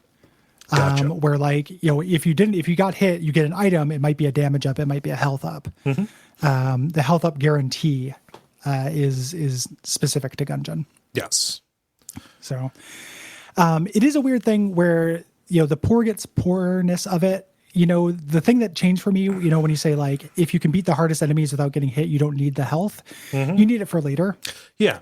Like you're building it for later. So like the idea is, the arc is you get to the point where the first couple bosses you can reliably take on without getting hit. And that gives you enough health to get enough power under your belt to take out, floors 4, 5, and 6. Yeah. So it's not that it's not talking about needing it for the second floor. It's just a way longer ramp up than I think people are usually used to. Yeah. With this kind of thing. But I think that is the idea behind it. If I'm playing it now and I get hit on the first boss, I don't really sweat it. Yeah. Like I can, because I'm like, I can probably do it. As long as the second boss isn't the fucking snake, I can probably flawless that. And then I have a 4 heart run and I can give that a shot. That's not unreasonable to go through the game with 4 or 5 hearts. Yeah. So,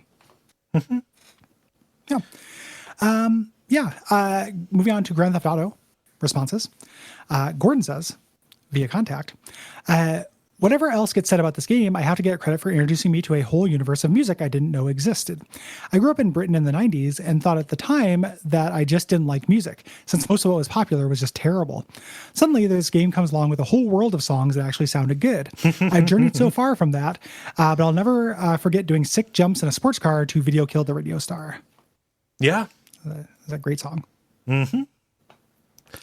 Agreed. Trevor Horn. What's that? Trevor Horn. Oh, okay. Is the Buggles guy, and he's a producer. Ah. He did a bunch of like 80s stuff as well. I thought you said Hornt. And I was like, Trevor Hornt. Yeah, good alt Twitter account for Trevor Horn. keep it off main, Trev. Yeah, like I'm just looking to fuck one of the guys in the Buggles. I'm Trevor Hornt. Oh man, yeah. I mean, listen earlier in the episode for us talking about just being big on 80s music after playing that game for the show. Yeah, sugar about the music. Yeah. Guy writes via contact saying, I grew up in a small former mining village with fuck all to do. I got Vice City when it came out and made myself play it until I had 100% completion reading, passing SA Goon on the way. We didn't talk about that. One of the ranks is a reference to something awful, which is weird. Yeah, we forgot to, Yeah. So. On top of that, I'd set myself the additional challenge that whenever I died or was arrested, I would reload my last save. This massive waste of time means that I have a memory card knocking around with 100% completion, 0 deaths, and 0 arrests. Was it worth doing? Absolutely not. Do I miss having that ridiculous amount of free time and cool teen concentration span? I absolutely do. Yeah.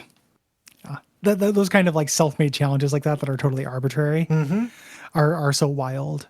Like I remember borrowing Final Fantasy II on SNES from somebody in school who had one free save file for me to play, and then all the other save files were characters at 90. Every character was 99 level. Yeah, level 99.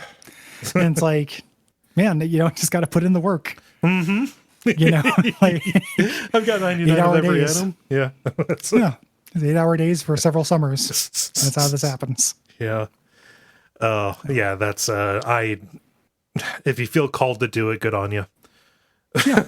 I remember back, this has been a long time since then, but I remember like really, really having a weird sense of protectiveness and pride at my PS1 memory card that had both the weapons beat in Final Fantasy VII. Yeah.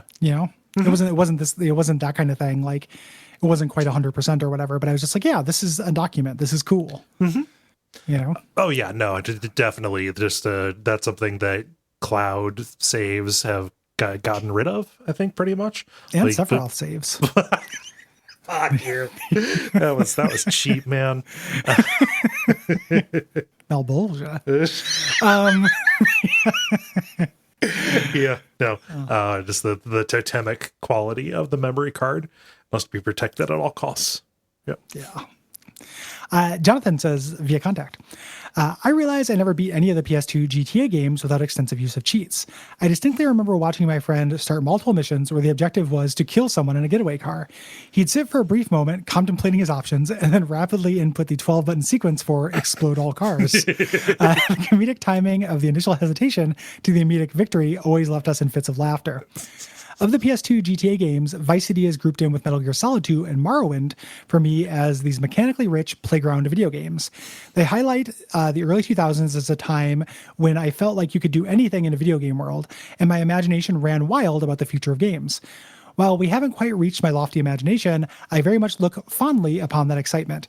Thanks for bringing me back to those times. Just like old times. Yeah. I love cheats, and I love that idea. That is very funny. let me pause to consider up down left right, boom. Yes. Yep. Later tales.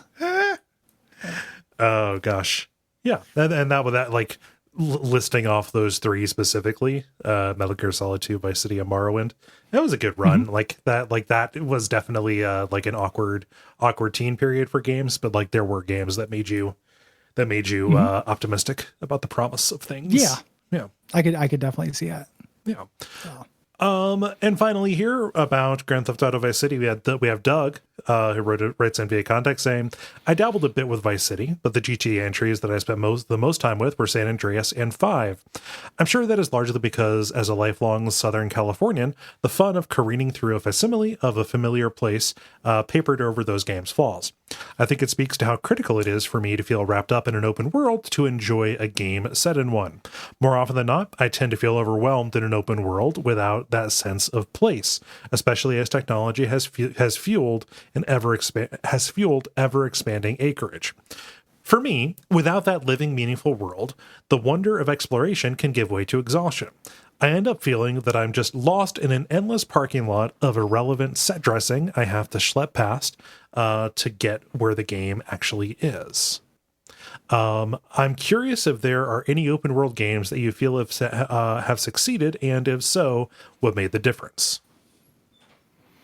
Yeah. I don't know. I can think of ones where it doesn't succeed. It doesn't feel as, good and meaningful. Like we talk about, like Witcher 3 doesn't really benefit that much Yeah. from its open worldness. But I tend to be pretty soft on this as an idea because it's something that when I'm in the mood for it, I'm just in the mood for it. Yeah. Like I will play a Bethesda game and I'm like, yeah, I just want this. Like there are parts sometimes, there's a point in the game where I do start feeling like I just have to make my way to the next marker. Yeah. And you can almost measure how successful the open worldness is based on how long it takes. Mm-hmm. Like how long does it take before you stop being tempted by the little icons along the way? Yeah. Yeah. Or just like visions of things like, here, Fallout 4, here's, Walden Pond. Do I want to go inside the hut and check it out? Like, do I want to check out this museum? Yeah. And like the answer is yes. And then near the end of the game, it's like, I do not care about this piece of Boston, cityscape. I just want to get to the next little marker. I can say that I feel that really quickly in I tried to play Far Cry 3 when I played Far Cry Blood Dragon. I get that really quickly. I got that much slower in Bethesda and in Fallout games generally. I have recently, so I've just basically been on an Assassin's Creed replay tear. Finished Assassin's Creed 1, finished Assassin's Creed 2 a couple days ago, partway through Brotherhood right now. That is something that I like about those games. At least the Ezio ones, the ones that are set in Italy and then later in Turkey. I think that those benefit from being an open world because they are set in these historical places, and that's just really cool to like climb El Duomo or to climb, the Parthenon, just, or like, fuck man, Constantinople is a real cool city, and just like moving across it and getting all those cool views and getting up and down stuff, that just has an inherent interest to me, like architecturally and stuff. And like that is less about like the things that they give you to do. So I think that is, one for the column of like a sense of place being really, really important for that. Yeah. Oh. That's going to be it for responses for now. Keep in mind, again, Oberdin is coming after this little bit. Yeah. A little reminder. So if you have things to say about February's games, you can hit us up at Duckfeed.tv/contact. And those games are Monster Train, The Last of Us, and then our premium episode for that month, The Outer Wilds. Yes. Or just Outer Wilds. Right. That is not The Outer Worlds. It is Outer Wilds. Those two games are very much mixed up with each other. A special note for people who listen to this show who might also be interested to hear us talk about this game. We will be talking about Eco. I forget the name of that team now. The Team Eco game. Fuck. Yes. We're going to be talking about Eco on Bonfireside Chat. Somebody actually sponsored an episode about that, and we decided to put it on Bonfireside Chat because that was a major influence for creator of Dark Souls. Miyazaki, yes. And so if you are interested in hearing us talk about that, that'll be happening on Bonfireside Chat here sometime in February. Yeah, and just, this is not a money grab, but Bonfireside Chat is for patrons. Yes. $5 a month gives you those premium episodes, so you'll get Outer Wilds, you got GTA Vice City, and then you also get Ico. Even if you don't like Dark Souls, take a look through that Bonfireside Chat feed. We covered a lot of non-Dark Souls games. Yes. And a lot of them are on the free feed, actually. So the new ones are through Patreon, but the old ones, that's where we talked about like Shovel Knight and stuff. Yeah. So there are a lot of really cool games that ended up on Bonfireside Chat during that weird period before Dark Souls 3 came out. Yes. Let's announce March's games. Yeah. So March's games. It's a weird lot, but I'm excited about them. Weird lot. Yeah. Weird. All kinds of levels. We have like a B game, an indie game, and a big AAA game. Yeah. These are all patron demands. Like as we mentioned, April is when the vanity picks start, and it's not all patron demands. We're starting out with Trauma Center Second Opinion. Yeah. This is not the DS one. This is the one that is on the Wii. Yeah, I've never played any of these games. I just remember them getting cool reviews, and good reviews, and I'm really excited. Yeah. One of the things I really love about this show is stretching, our muscles, like covering, like we're going to do Monster Train, which will be a weird episode. That's a deck builder. That's like covering Magic the Gathering, basically. Trauma Center will also be weird. Like I don't think that game is heavily narrative in a way that we traditionally. It is. Think of. Like the story, like the levels are the surgeries and stuff, but there is like a plot that is told through dialogue and stuff in between. Yeah. Like Osmosis Jones? Do we get to go inside the body? No, there's like terrorists like spreading viruses and stuff that create tumors. Yeah. Oh, What? okay. No, I it's just not. hoping for some Jones. Yeah, There's Jones in for Jones and Jones. Jones. Yeah. Jones in for Osmosis. Yeah. So Trauma Center Second Opinion. The second game in March is going to be The Magic Circle, an indie game kind of about indie game development or about game development. Where you solve puzzles by like monkeying around with the behaviors of enemies and other stuff in the world. Also features the voice performance of James Urbaniak of the of Venture Brothers. Basically being Doc Venture. Yes. This is something, there's also an old Check It Out Comrade episode on this, but I'm really excited to revisit. Yeah. And then finally, Shadow of Mordor. Yeah. The Lord of the Rings open world base assault game. Yep. I'm excited about this. I didn't play this when it came out. I want to get up in that Nemesis system. I want to get powers. I want to kill some orcs. It's fun. That game is really fun. Fun archery, simulator. Fun, just finding little bases and outposts and taking them out. So, yeah, really good stuff. I'm into it. Looking forward to it. Yeah. If you have thoughts about those, Trauma Center Second Opinion, The Magic Circle, or Shadow of Mordor, the deadline for responses, as always, is the 15th of the month. So March 15th at Duckfeed.tv/contact. Yeah. Moving on to our Return of the Obra Dinn responses here. So last chance to duck out. Patreon.com/Duckfeed.tv. And you know what to do. Yeah. You know what to do. Joe says via contact, what a fun puzzle box of a game that also almost made my eyes bleed. Maybe tone down the retro a bit next time. I was really happy that at least 2/3 of the fates I could do by myself. The rest were just educated guesses. The major scenes of the execution, the Kraken, Mermaid, and Spider Crab Riders were incredible. Being able to walk around these felt like I was in a time freeze spell. The trick of using the introduction to find out where the escapees where the escapees were stumped me for a long time. Great game, and I can't wait for the next one. Yeah. I do not tone down the retro, actually. It feels like the level of detail, like the pixel chunkiness, is pretty important to, like, I don't know, setting the granularity for what you're looking for.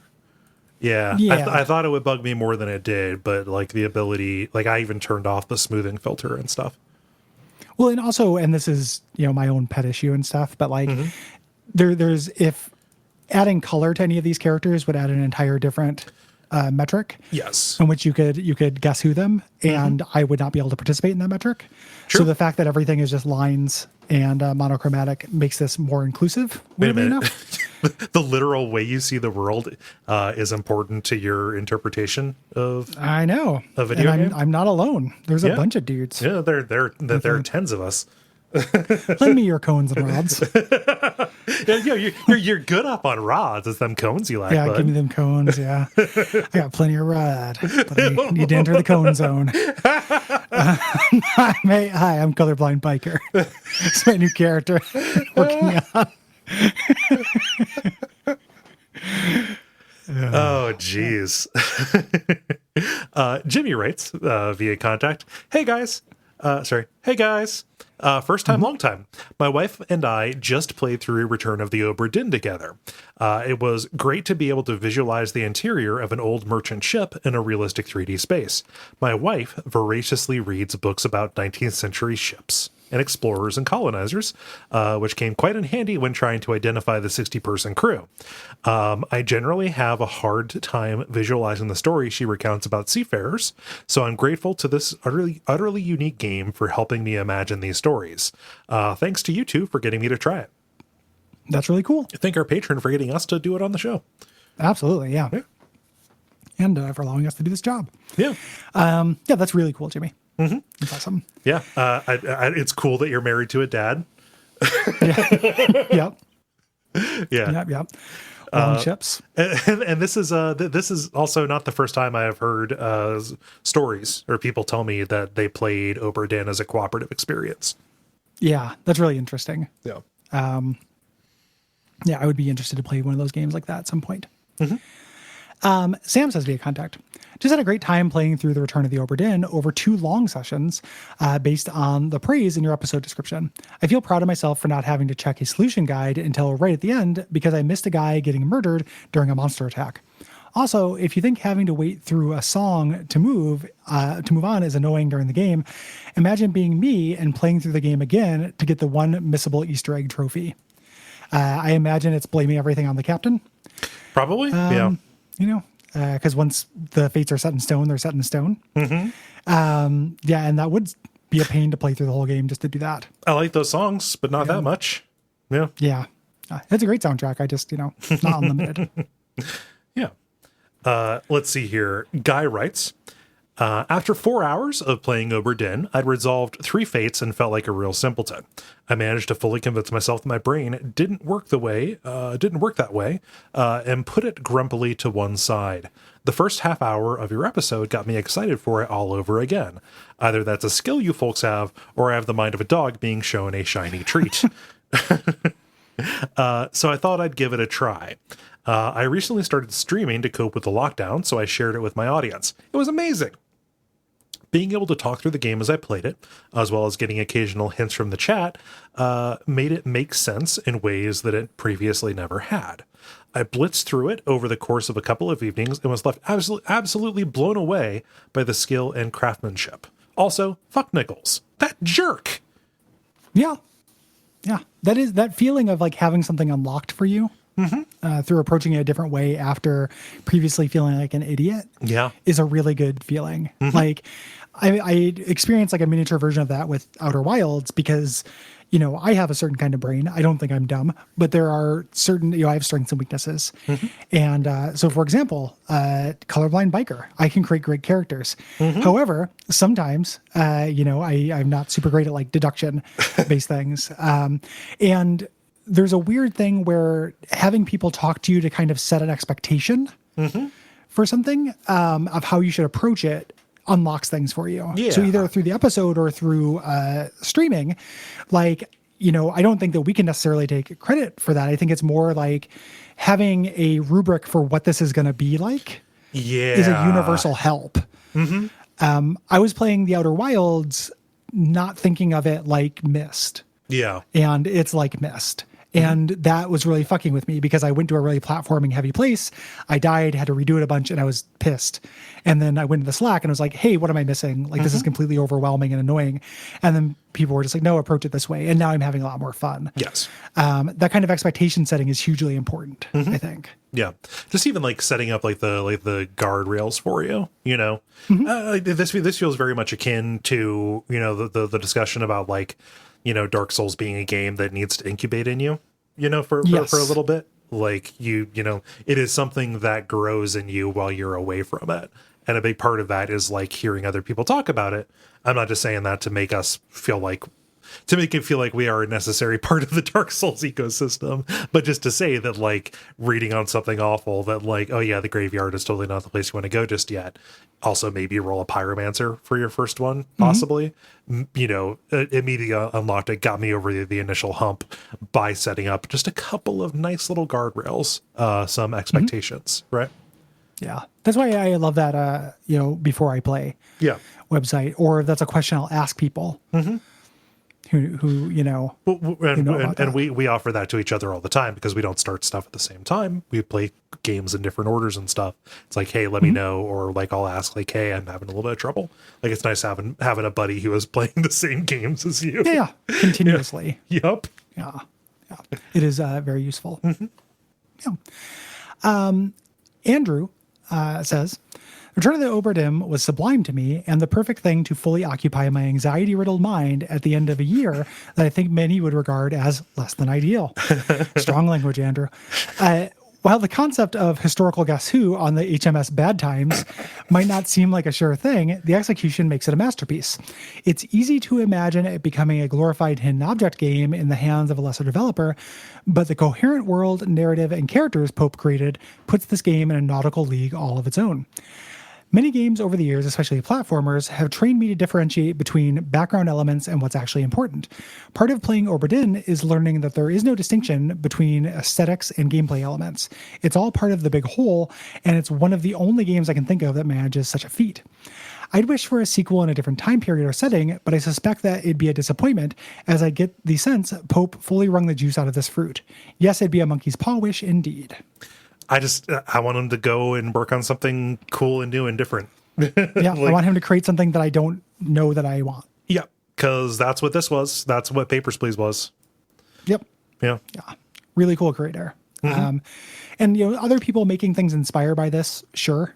Yeah. Like I would play it, but I am more interested in, the newness of this than I am just a repeated experience. I'm okay letting this be singular. Yes. And I'm sure that there is something about this setting being on the ship, kind of limiting the number of people and also like the actual play space.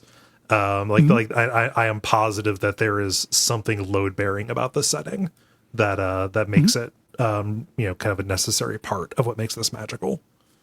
Yeah. Like you could do this in other settings and other time periods as well. This is probably, the easiest way to do it at first, at the very least. Yeah. Like I can imagine that other ideas were kicked around. Yeah, for sure. Michael writes in via contact saying, I'm a content analyst by trade and archivist in my spare time. I have analyzed, categorized, and archived vast amounts of video game content over the years, and I must say that I've never seen anything quite like this masterpiece. Design perspective, brilliant soundtrack, the works. From start to finish, analyzing the game, I could not have been more proud of the creator for such a masterpiece. I thought your review was very well spoken. I only had one comment, and it certainly is just my own experience. I understand you were a little disappointed with the lead up and the idea of the monkey's paw perhaps not paying off. However, for that same reason, I actually received more enjoyment. The reason was this. I spent so much time wondering what the gotcha was going to be that when I found out it was a straightforward wrap-up, I actually grew more excited because games and movies always seem to be trying to throw in a cliche or five. While there were a few red herrings, I felt the investigation of the Obra Dinn was almost reminiscent of a straightforward retelling of a story where the end was simply a bargain struck, bargain upheld, and then neatly wrapped up with the sinking of the Dinn. I was less saddened and more thought-provoked on what the game had done, and then walked away feeling far more satisfied than if that gotcha had been included as I originally had thought.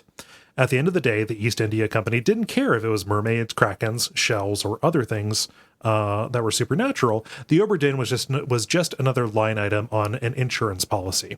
Your job may have caused you to notice the supernatural, but did it truly matter? It's not your place to know what deals were made and wishes fulfilled. You are just a cog to identify the liabilities of the East India Company.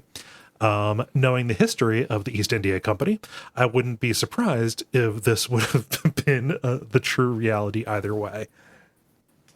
Yeah, I think that just to clarify, at least my personal complaints about Monkey's Paw chapter in that, I don't necessarily need that to be a big cool twist. Yeah. The thing that bothered me about it was that it had the semiotics of a big cool twist and was built up, and like a character in the game like held it back from you.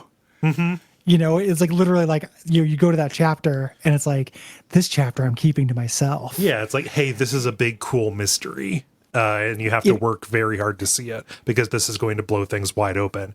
And what it blew wide open was that the captain was a decent guy. Yeah, it ends up being it's not just about it. Like, I'm not bemoaning the absence of a big fun twist. I'm bemoaning the suggestion of a big fun twist that doesn't get fulfilled. Yeah. You know, if they just left that out and that chapter had just been a chapter in the game, I don't think the game would be worse. Right. I think that would actually probably be better than having it. And it's not that I want like, oh, like it turns out you were in the chest or anything like that, Yeah. So a couple of people also on the Patreon were like, hey, the monkey's paw totally makes sense because the wish was to get the Obra Dinn back, but it ended up coming back with everyone dead. Yeah, it was you get it back, but, not guaranteeing the safety of the people who were alive when he made the wish. Yeah. But the wish is made after almost everyone is dead. Yeah. Like, that's so limp. Like, what a weird wish.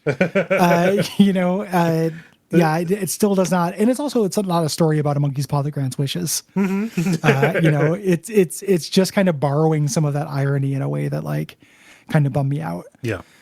But yeah, swerve. Yeah, swerve. Lachlan, I never know how to pronounce this. Lachlan? I apologize. Lachlan says via contact, Return of the Obra Dinn is basically the perfect detective puzzle game for me. I fell in love with the presentation and design of it as soon as I stepped onto the ship, and once I solved the first set of deaths, I was hooked. For me, a big part of what made this game so delightful was the gradual, dawning realization that I had none of the information I had was irrelevant. The game is filled with moments where something you've been staring at for hours suddenly snaps into focus and becomes the key to a cascade of solved identities and fates. Could this game have used some minor quality of life changes? For sure. I would have loved the ability to view flashbacks from the journal instead of running around the ship for them, but I don't think I would change anything about how the game tutorializes the different ways that you can solve puzzles. If the game had prompted me to look more closely at the sketches or gave hints like pay attention to where people sleep, it would have made the game easier to solve, but would have robbed a lot of that joy from the process for me.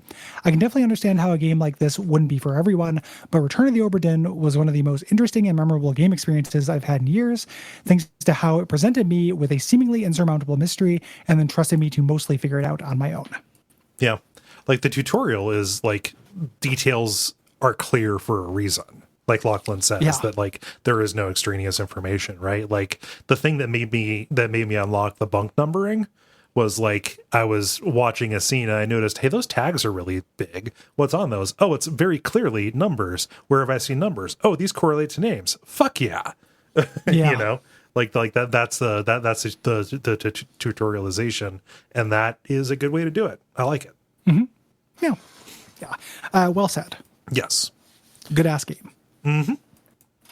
Yeah, and that's all the responses, and that is our dispatch episode for January 21st. Or no, January 2021. I'm real sleepy, is what I'm realizing. Yeah, it's okay. Yeah. Yeah. Big day tomorrow, getting inaugurated. True. President Cole. We do share a birthday, me and Jill Biden. Yeah. Oh, wow. No, fascinating. No, it's not. It's a dumb fact. It's not. It's you get 100 people, 100 presidents in a room. It's likely 2 of them will share a birthday. Yes. So. But thanks everybody for listening. Thank you. And if you fast forwarded to the end to listen to what games we're talking about in March, go back and listen again. We have made it a puzzle for you.